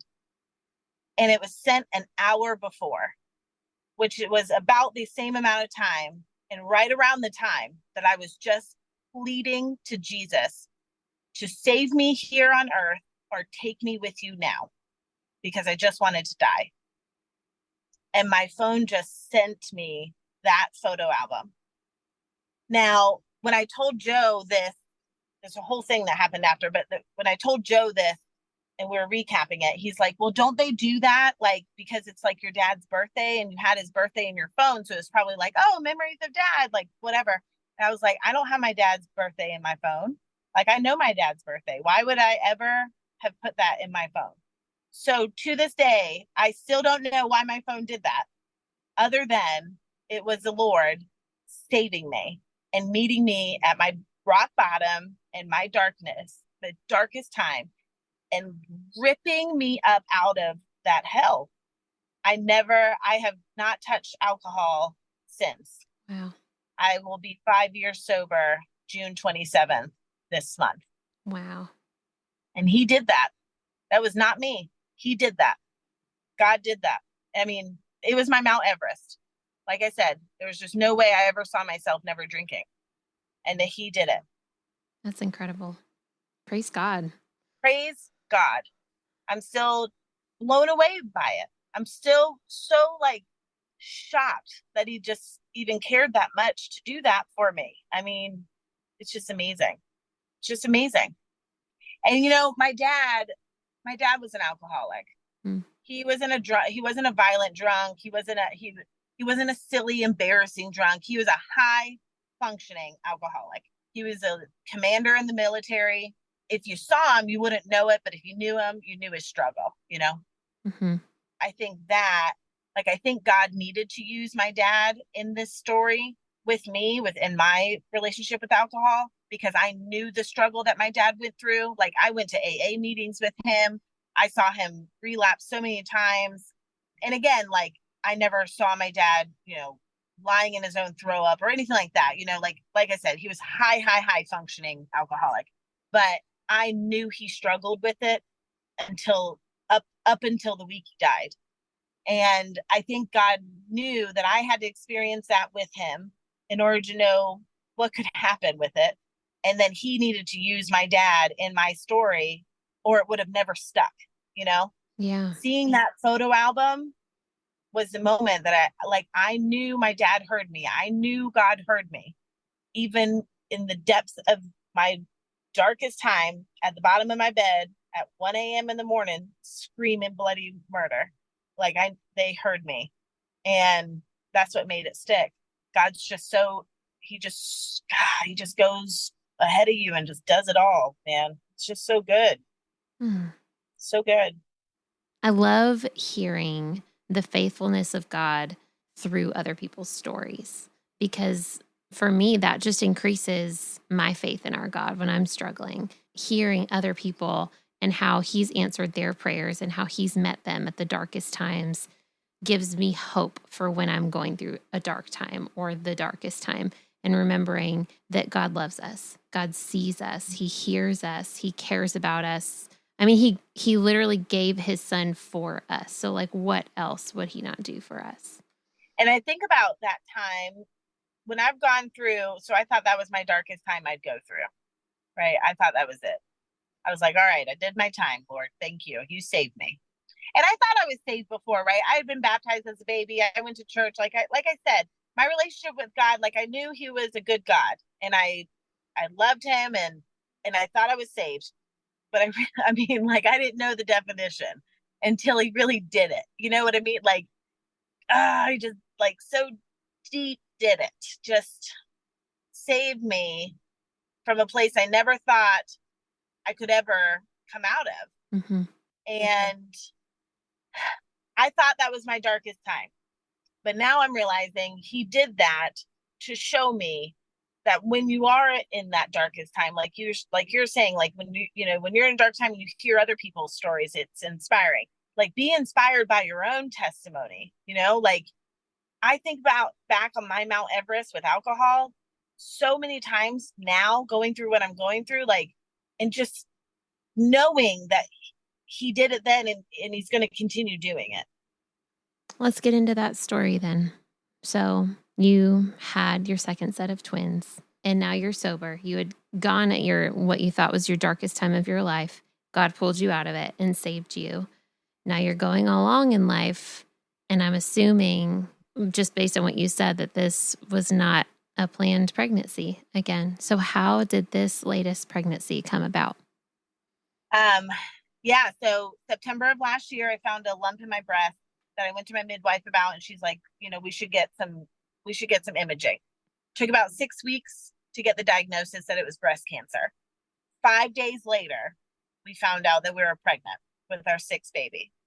So we had 2 positive tests. One was amazing, and then one was not so great. So the positive cancer diagnosis, and then the positive pregnancy. We were happy about one of them, but we were elated. I mean, I think that I knew I was pregnant before I got the test. I basically told Joe, like, so when are we going to take this test and know that we're pregnant? Because I was, during that time of 6 weeks of not knowing if I had cancer, so many things go through your head. Mortality goes through your head. Seizing the moment, your relationships get deeper. I mean, it was just a moment of, reconnection for me with my friends, with my family, with my husband. And honestly, at the moment that David was conceived, I was like, I knew, like, I just knew. And it was I'm pregnant and it's a boy. Like, that's literally what came in my mind. I'm pregnant and it's a boy. I didn't even tell Joe that until like 2 days after. I don't know why, but I was like, by the way, I think we're pregnant and that it's a boy. And he's like, what? Whoa, cool. Like, how do you know that? Do you take a test? And I'm like, no. Like, it just happened a couple days ago. And he's like, oh, okay. So, but he just trusts my intuition, and he's like, awesome. Like, I can't wait to meet him, So when I was laying on a massage table, I actually like felt my uterus, like, and so it was kind of confirmation for me. I was like, oh, that seems a little bit hard. Like, I shouldn't be able to feel my uterus at this point in my cycle. And then, so then I just knew for sure. So we went ahead and got the test. 5 days later, we took the pregnancy test. After the cancer diagnosis, boom, pregnant. Whole whirlwind after this, because we're like, oh my gosh, we're already trying to figure out what to do with cancer. Now I got to figure out how to navigate it while pregnant. Like, what? they make you feel so rushed with cancer. Like they wanted me to make a decision like that day. They wanted me to meet with this specialist and go to this appointment and schedule this surgery then, and all within like a week. And I'm like, whoa, what? No, like, can I just take a second? Because there's other things that have just transpired, you know. We ended up to opt out of any type of chemo or radiation or anything harsh that I just felt was going to harm the baby.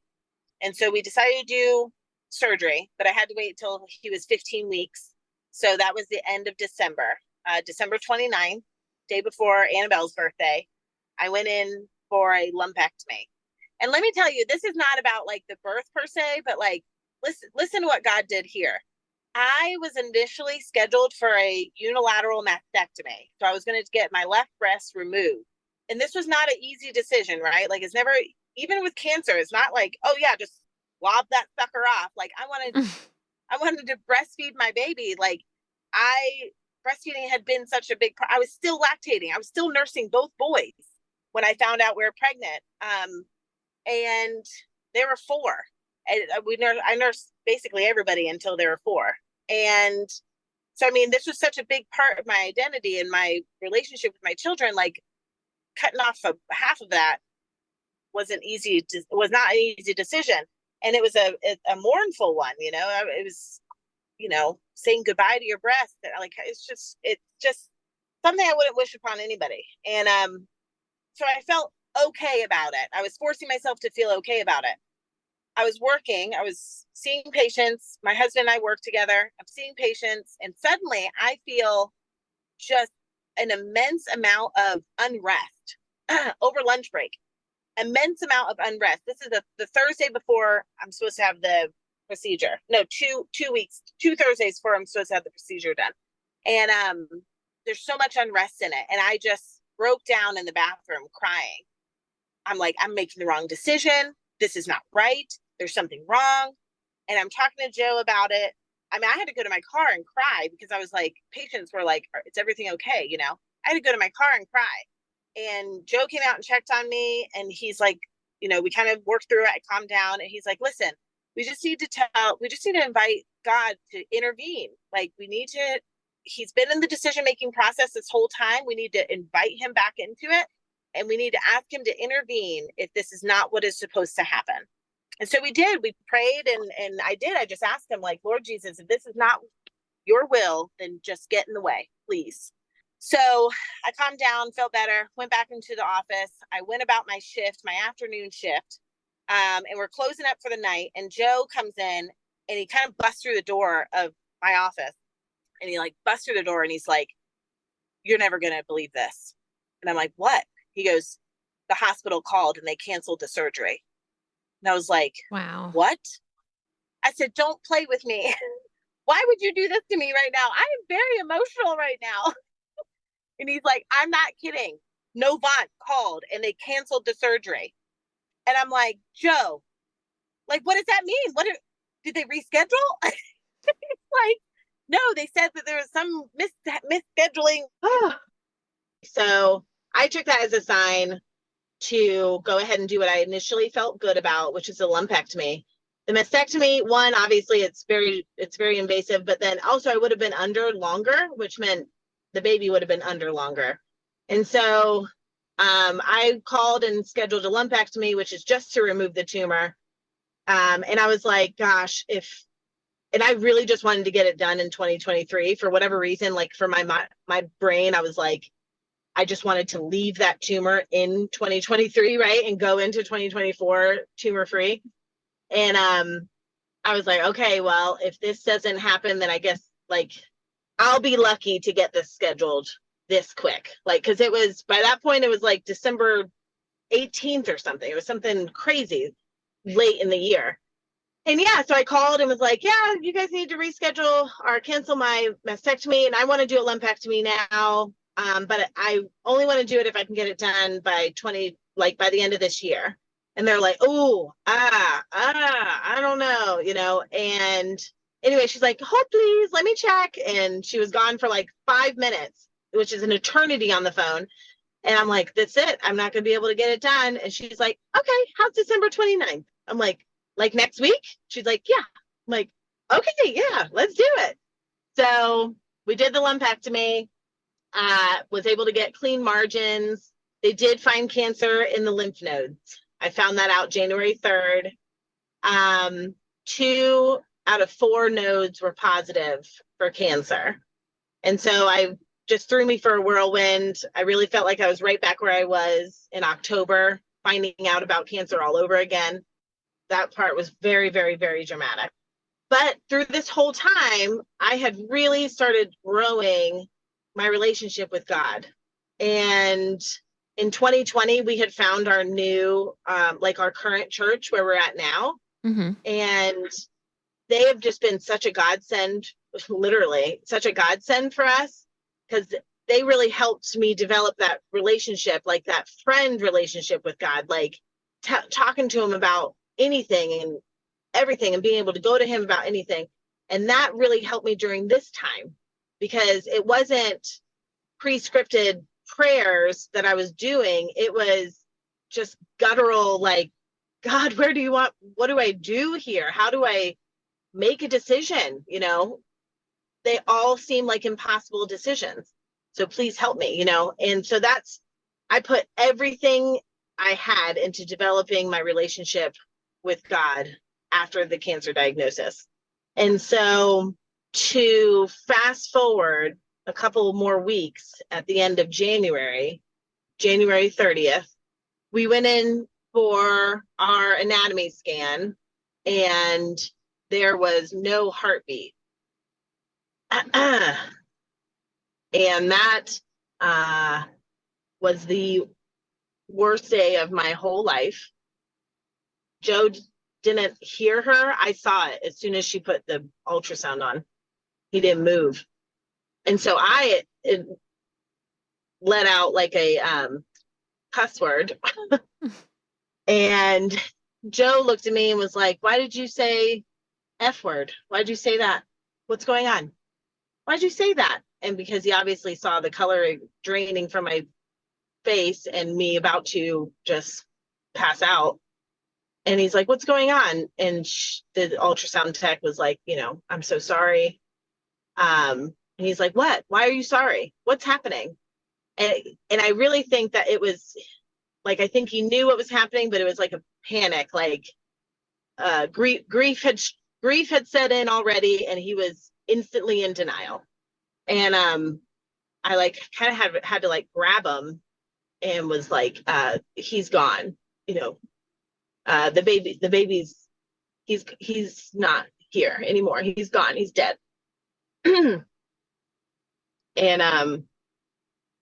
then I kind of just blacked out. Like, I don't really remember a ton of the rest of the visit. Apparently, Joe had to get a trash can over because I was about to throw up and just screaming. And anyways, it was a whole thing. So midwife comes in. I don't know what she's saying. Joe's asking questions. I kind of came to a little bit once another person had walked into the room, and they were talking about the next steps and how we needed to make them sooner than later, and blah, blah, blah is all I was hearing. I mean, for that point, I just wanted to die. So I felt like I was right back where I had been before. Just wanting to not be there, but this time meaning it. And the only question that I asked her was if she had drugs strong enough to where I could just like not feel anything. And coming from me, I mean, even her face was kind of like, coming from me who won't even take a Tylenol, she kind of was taken aback for a second and then was like, absolutely, like, here's drugs. Thankfully, I really didn't need them. I think that's a God thing too, because I do have a history of addiction. At that point, I wasn't thinking about this. Looking back though, I know why God made it to where I could survive that time without heavy drugs, because who knows? Like, who knows? It's not anything now I would ever play around with. And I just didn't like how they made me feel either. They made me pass out, which was nice at first, but I didn't like how they made me feel after that. So I probably took them for like maybe 24 hours and then I was done. But we went for a drive after that. It was screaming and crying and hearing things come out of my body that I never thought possible. I started hating God. I hated him so much. All the good that I thought the baby was doing for cancer, like I thought that I was given a cancer diagnosis, like from the enemy. And then God was like, here's a baby, like, here's a happy thing, you know, here's something to save you. And all the time that I had spent like cultivating a relationship with him and putting my trust in him, like I really, really, really, truly felt abandoned. Like he had just abandoned me. So we went home and we really just laid in bed for days.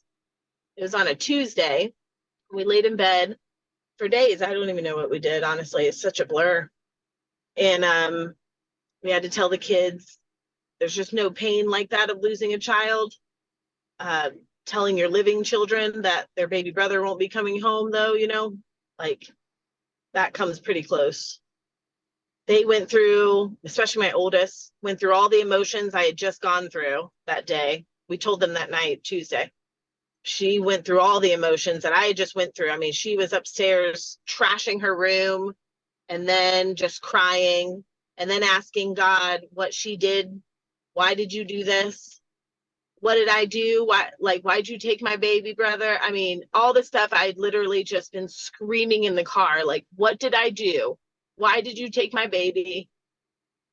Give him back. Why'd you do that to me? Like, I saw them all happening in my sweet little 10-year-old's body. And I just sat there and just watched her and let her get her feelings out. And then I started crying. I couldn't keep myself together anymore. So then I started crying and she just came and crumbled in my lap and we both just wept together. And the next couple of days were, you know, when are you coming in for the DNC was the question. And thankfully, going through the cancer diagnosis, I had learned that I was able to say, I'm not ready to make a decision. I will not make a decision right now. I will call you whenever I want to have that decision made and you can help me with it. Yeah. Like God taught me how to do that at that moment in crisis, right? And so I was able to tell them like, no, I'm not making a decision. I'll let you know. I have no idea. Thankfully, I live in the birth world, honestly, and I have so many friends that were just so, you know, midwives and doulas and lactation consultants that had worked so deep in this world. And they were all so encouraging of, please don't do a DNC. Like, you will be able to see your baby. Like, you will be able to hold him and feel him and love on him. Like, please do not do a DNC. Because part of me was like, I just don't want to be done. I don't even want to be here, period, let alone go through this. I just want to be done. The bigger part of me was I wanted to give him a birth that he deserved, you know, one where I caught him and I could love on him and we could say goodbye to him properly and take our time. And so that's what we spent the next couple of days kind of like going over. Joe was still in a lot of denial. He demanded another ultrasound. And I went with it because I knew it was part of his process, but I wasn't expecting anything. So we went in Friday morning for another ultrasound and, you know, obviously no change. And then we sat down and talked to, my midwife wasn't there, who was there on Tuesday. She wasn't there that day. So I talked to the OB. And he had actually said a couple of things that were a lot different than what she had been telling me on Tuesday. I was being told, like, I would need Pitocin, and I would need a PICC line, and I would need monitoring, and I would need not like fetal monitoring, but like monitoring me. For you. Yeah. And that a DNC was the best option and all this. And I was like, I don't want any of that. What I want is I have enough midwife friends. They would have just given me the Cervidil at home, and I could have just done this at home. Joe did not want to do it at home, mainly for the emotional proponent of it, because he just didn't know what that was going to look like emotionally afterwards. Yeah. And so I respected his wishes on that. But I told the doctor on Friday, I was like, I don't want Pitocin. I don't want a PICC line. I want to be left alone. I want this to be like, I am just at my house. If I choose to do this with you guys, I want this to be like, I'm at my house and I don't see any of you. And he's like, well, I think at the very least, we're going to need a PICC line. And I'm like, no. And he's like, well, I guess we can cross that bridge if we get to it. Just a typical birth advocacy moment where you're kind of talking to a brick wall. I was told also that, why would you want to go through all that pain for your baby, not to be like, not leave the hospital with your baby. And I'm like, clearly you don't have a mother's heart, because a mother's heart would understand why that's necessary. Like, Mm-hmm. I don't have too much shade towards him though, because he did like change kind of the direction of which my head was going with a couple of things in regards to David's birth, which I was grateful for. And then I was like, listen, I don't really want to be with you if I do it. No offense to you, but I would rather have a midwife. And that was whenever he was like, yeah, that's totally fine. Like, you would be with our midwife anyways. My original midwife wasn't going to be there though. And so it was going to be Amanda, who I had been wanting to meet anyways. And we share a lot of patients together. And so Amanda called me that day. That was a Friday. And she called me. And the first thing that she said, this woman I've never met, that is clearly just an angel on earth. And the first thing she said was, I'm so sorry we're meeting under these conditions. How can I help you have the birth that you want for your baby? Oh. And that was just so the best and the worst. Everything about David's birth was the best and the worst. The best thing for the worst possible situation. And so I told her, I was like, I want autonomy and I want privacy. I don't want it. I don't want a PICC line. I don't want any Pitocin. I don't want anything. Like, give me something to start labor and then just leave me alone. And she said, okay. So Joe and I left. We prayed over everything about when to start, what we should do. We went out to eat, and then we agreed we were going to start the process that day. So I had to get like one dose of something, and then 24 hours later, go back into the hospital to start the Cervidil. So we did that, and we go in Saturday morning, February 3rd at 10 o'clock. I woke up that morning and I was instantly regretting, I was like, I should just do the DNC. I mean, I was so nervous. I could have just thrown up.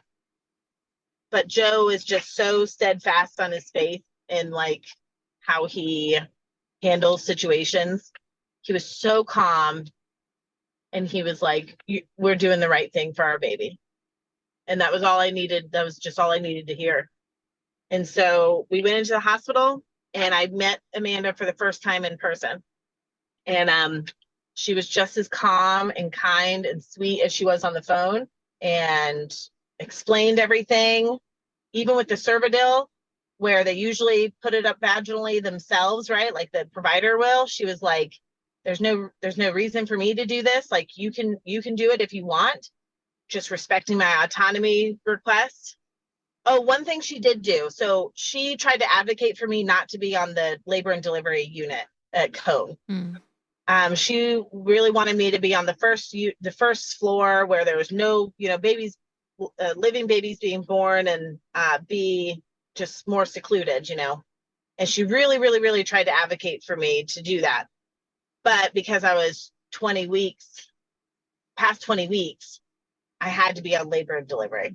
So she got me the very, very end room, and it was right next to the family bereavement room at Cone where they have for bereaved families.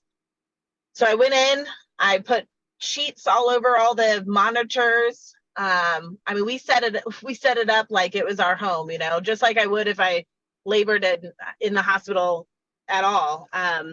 I stripped the sheets. I put my own sheets on, you know, I had my diffuser going, music going, lights, all the things. We prayed over this. We prayed over the tablets, and then I put them in, and labor started shortly thereafter. I don't know what I was expecting labor to be with him. You know, I love labor. I'm like one of those really weird pregnant women that like love the contractions and love the feeling, and like even whenever it's tough, like love the challenge of like getting into a different part of your brain to allow your body to do what it's supposed to do. And even though I had never like completed the process, you know, as far as like physiological birth, like the leading up to it, like it was always just very enjoyable for me. Not that the contractions felt good, but you know, just the whole process. Right. And I don't know what I expected with him. I'd never been chemically induced either. And so those contractions were like definitely more erratic. He wasn't able to help me. You know, David wasn't able to help me.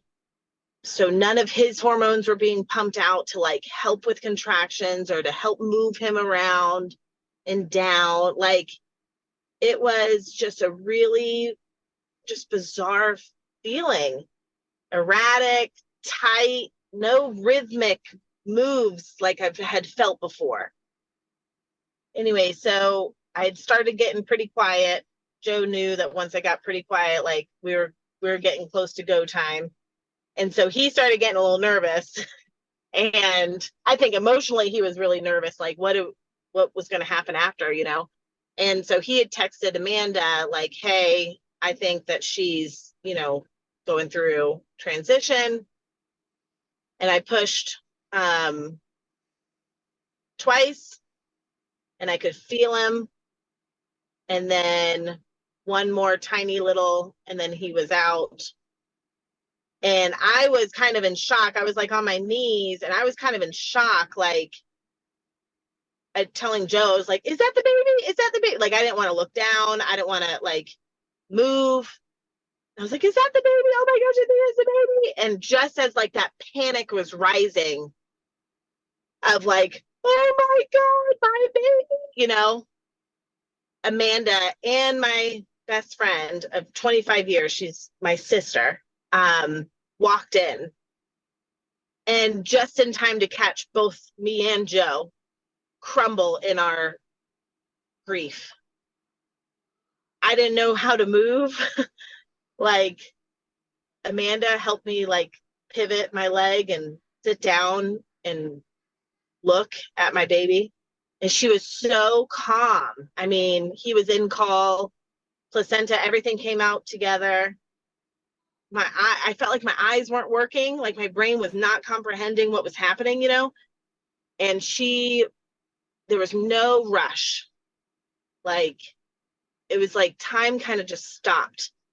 And she was like, look at your baby. Look at what you did. Good job, mama. Like, I mean, she was so cool and calm. And she kind of walked me through what I was looking at.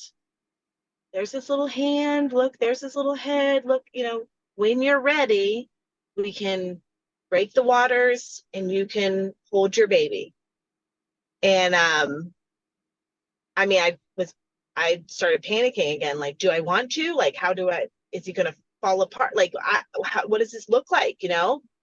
And she's like, he's going to be just fine.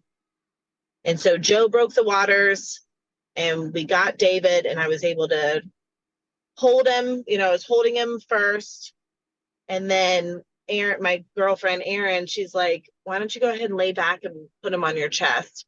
And I was like, do I want to do that? Do I even want to? You know, and Amanda was like, you want to do that. And so I'd like laid back, they put him on my chest, and that's where we stayed for hours.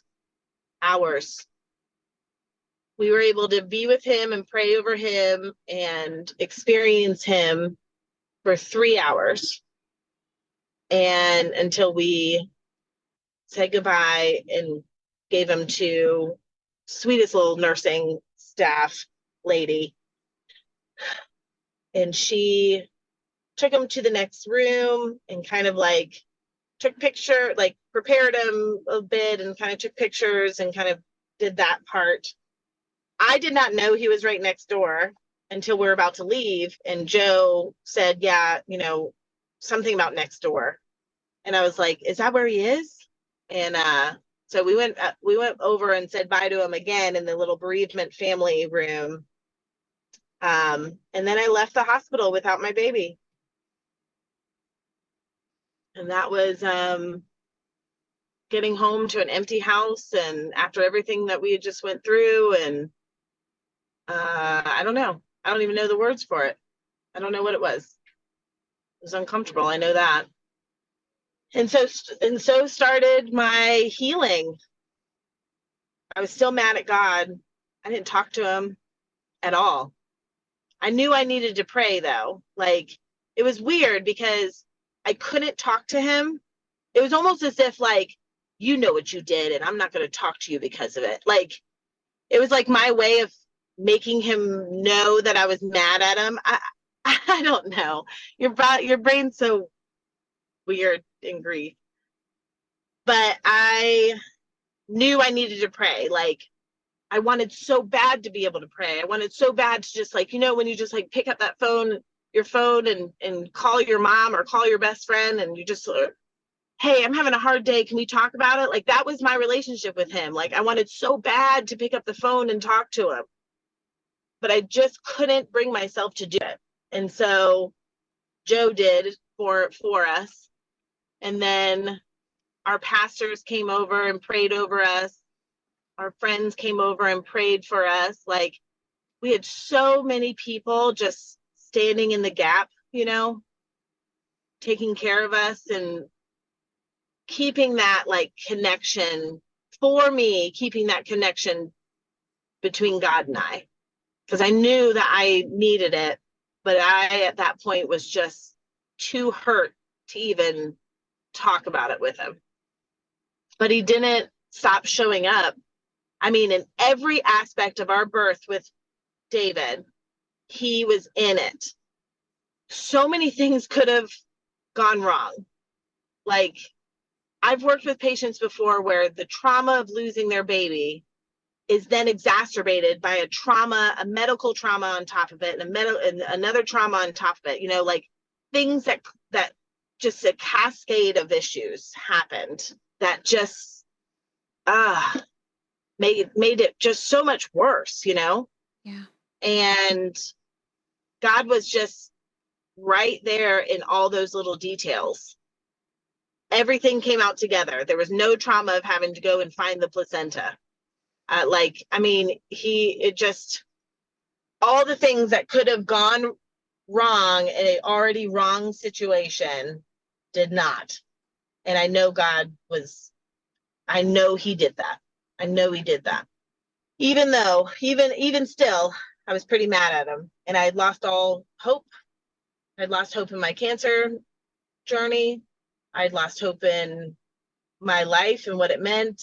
Like, I just lost hope. My self-care started to become getting out of bed and standing next to the bed for a minute or two at a time before I fell back in the bed and slept the day away again. But eventually my self-care started being, I got up out of bed and took a shower, or brushed my teeth, or went downstairs to stare out of that window instead of staring out the window upstairs, you know. And I eventually started getting back to life, including having to get back to this cancer. It was a nice break. This sounds weird, but like, it was kind of a nice break during that time. I wish I wasn't grieving the death of my child, but it was a nice break not to have to think so much about the cancer. Like I wasn't at a ton of appointments, and, it was just kind of a nice time to not have to think about it. So then I had to go back to that. And they were able to do some tests that they weren't able to do when I was pregnant. Now they were still pushing chemo and radiation. Thankfully, though, I was able to get the tests that would have given me more information to tell me if chemo and radiation was even necessary or a good idea at that time. And so now that I wasn't pregnant, I could go into these more like invasive tests. And so I did. I started the rigmarole of bone scans and CTs with contrast, circulating blood tumor cell testing, as well as cancer antigen testing.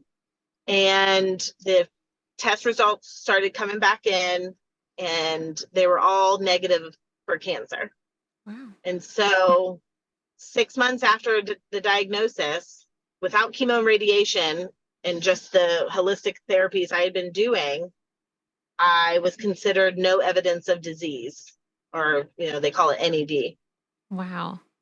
And I know that was God too, like I know that was him. He was giving me my hope back to let me keep my feet going, one foot in front of the other.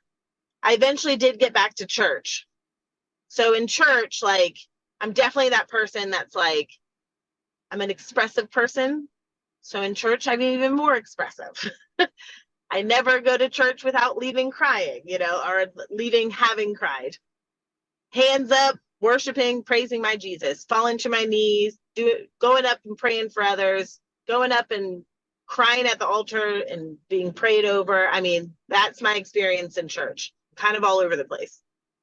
When I went back, I didn't know how to go back. Like, I couldn't worship. What was I worshiping? You took my baby. That's how I looked at it then. But I knew I needed to be by him. Like, I needed to be by God. And so I just felt like, okay, well, I guess I'll just show up. Like, I don't know how to show up or do this, but I'll show up. And so I couldn't sit where we usually sit because another church regular was due the day after me. And trying to find a new place to sit in church is like a whole nother ordeal, Oh, I know that. That's uncomfortable as is, because now you're in their spot, Yeah. So I just went to the front. Me and Joe I just sat in the very front row that day, and I didn't move. I just sat there and cried. I don't think I stood up once. I may have stood up one time, but I just stood up to cry, really. And then I just sat down. I continued crying, and I had so many, like, our church is just so loving, and everyone, knew what had happened and gone on. Like, our pastor, she had lost a daughter, a grown daughter, an adult daughter. But she's like, one thing that helped me was, somebody else told everybody at church so that I didn't have to keep having that conversation. She's like, I'm happy to share if you would like me to. That way, whenever you do come back, like, you're not having to explain things. Right. And so I was so glad that she did that, because, everybody just knew. And so they're just outpour of love and support and understanding. Like, when I said, like, I was in church talking about how much I was just mad at God.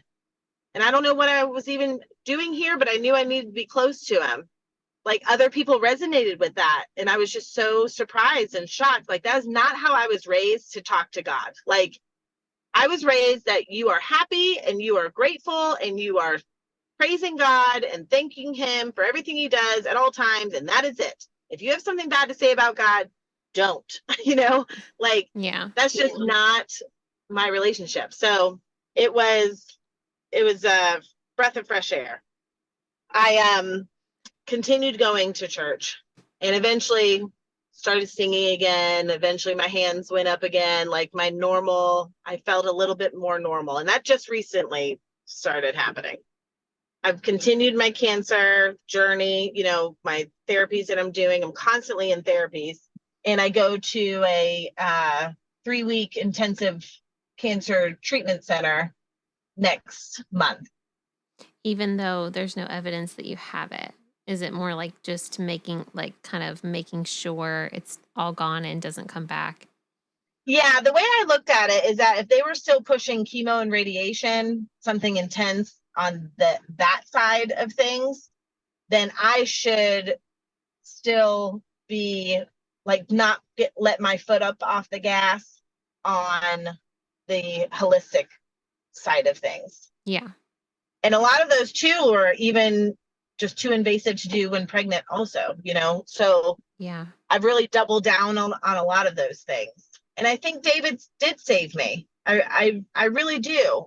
When I have a conversation with them about why I still need chemo and radiation, their answer to me is because it's standard of care. And I'm like, okay, but there's no evidence of disease. So what, like, why would I have no more evidence of cancer than my husband does. Are you going to light him up with chemo and radiation too? Mm. And they're like, ha, ha, ha. No, not, of course not. Ha, ha, ha. And I'm like, so then why would I let you do that to me? Right. So, and I really think David, because there were times I was like, I'm just going to do it. I'm going to do the chemo and radiation, pregnant or not pregnant. And I really think David saved me from that, honestly. And I'm not saying I would never do chemo and radiation, but like right now, I don't see the need. Mm-hmm. But I do see the need to still be vigilant. Yeah. I don't want to ever see those tests come back positive. Kind of the wrapping up of it all has been, I'm still very much going through everything. David's due date is June 20th. So I have that coming up. And then, of course, the treatment center coming up. But, the weekend that I delivered him, I hadn't told anybody yet, but we had baptism Sunday at our church that Sunday, the 4th. And I was planning on getting baptized.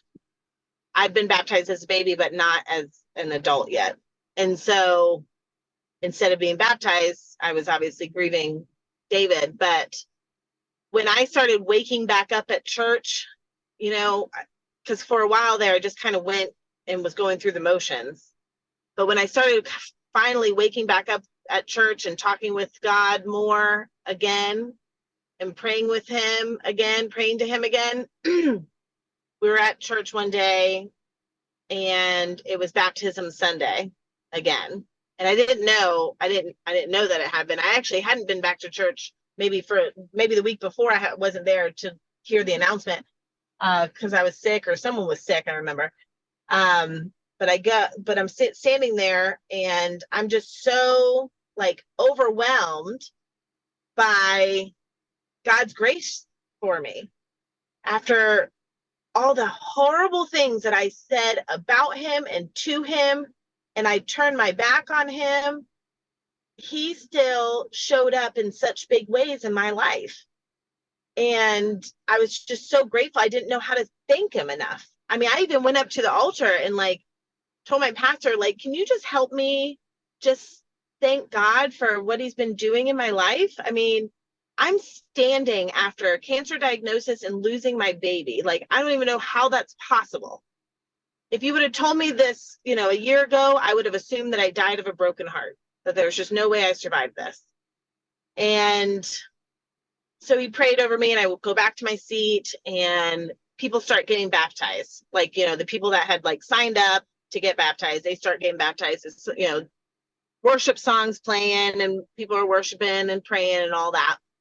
And then I'm just continuing to just outpour my love to Jesus and just like, thank you so, so much for saving me again and again and again, and how you just don't leave me ever. And I just don't know how to thank you. I don't know how to thank you enough. And it was like he came down next to me and said, just as clear as you and I talking, then come to me. And it meant the baptism, like, come get baptized. And I had every excuse. I was like, oh my gosh, my hair is done. I have a dress on. I've got to take the girls to a birthday party after this. I'm going to make them late if I do. I'm like, I don't have any clothes after. Like, these people are all signed up. Like, they brought clothes to change into. God, I don't even have clothes, so I can't do it this time, but maybe next time. and he just like came back so strong with the message of like, come. And so I turned to Joe. I was like, I think I'm going to go get baptized. He's like, okay, come on, kids. Mom's going to go get baptized. And so we walk up, and I was like, our friend who's a pastor there, I was like, do you have any clothes in your office? Because I want to get baptized, but I have no clothes. He's like, I've got hunting things. I've got pants. You'll be fine. Come on, let's go, And so, so then I went up and got baptized, and like Joe was able to do it. And it just was a way of, I always thought that like I would get baptized for me, like to be washed clean, to be able to come to heaven, to be able to like be with God and know him better or whatever. But the reason I really got baptized was to thank him like for what he's done. And it was the biggest thing that I felt like I could do, is to just give myself to him in that way. And it was beautiful. It's just life changing. Everything the last 8 months I've gone through has been nothing but God's work. He really is working big things. What the enemy intended for bad and evil and to crush me, God has really, truly called me by name and brought me up out of it every single time. And it's not easy. It's not every day, like, bells and whistles and flowers and everything at all. I still struggle every day. But he's so patient and loving and generous, and he just delivers me every single day. Wow. I'm honored that you were willing to come and share your story. I know God is just going to use it to work in so many women's lives and parents' lives. I'm just sitting here already thinking, like you just talking about how grateful you were and how good he is despite everything that's happened to you.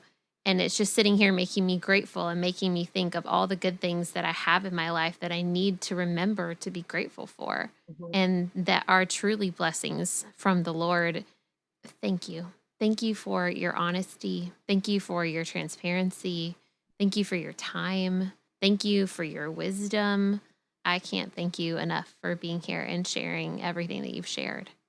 Well, thank you so much for having me. And thank you for your patience of how long it took to go through these six births. But this was a really great experience, and it's really helping a lot just to heal out loud, and share, especially with David.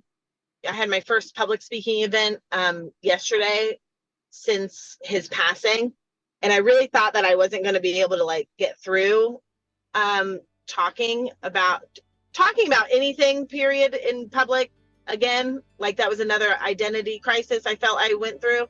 But talking about him, especially because what I was asked to speak on yesterday, I didn't think I would get through it. But, being able to share and like show the humanity of it all, I think it's just such a good way of reminding everybody that we're all just living this human experience and that God is in control, and he's so good, and he'll show up for you every single time, and you've never, ever been left alone, not for 1 second.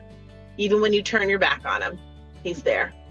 And I just thank you so much for the opportunity to be able to share and talk about that. It's truly my pleasure and my honor. Thanks again for joining us today. You can reach me at Surrendered Birth Services on Instagram, or email me at contact@surrenderedbirthservices.com. Be sure not to miss an episode by hitting subscribe. Also, we'd love for you to leave a review of the show so that more people like you can hear more stories like these. If you really enjoyed this episode in particular, please take a screenshot and post it to your Instagram story, tagging Surrendered Birth Services. If you're interested in taking my childbirth classes, birth consultations, or having me as your birth doula, please click on the link in the show notes to take you to my website for online and in-person options. Just as a reminder, this show is not giving medical advice, so please continue to see your personal care provider as needs arise. Also, if you'd like to be a guest on the Surrendered Birth Stories podcast, please click the link in the episode show notes to get in touch with me. We hope you have a great week. And remember, learn all that you can, make the best plans, and then leave it in God's hands. When I said it was going to be a 3-hour podcast, I was totally joking, but here we are. I think it's a 3-hour podcast now. We're not quite to 3 hours yet. We're past 2 hours, but not quite. There we go. But that's okay. You wouldn't be the first one, so don't worry.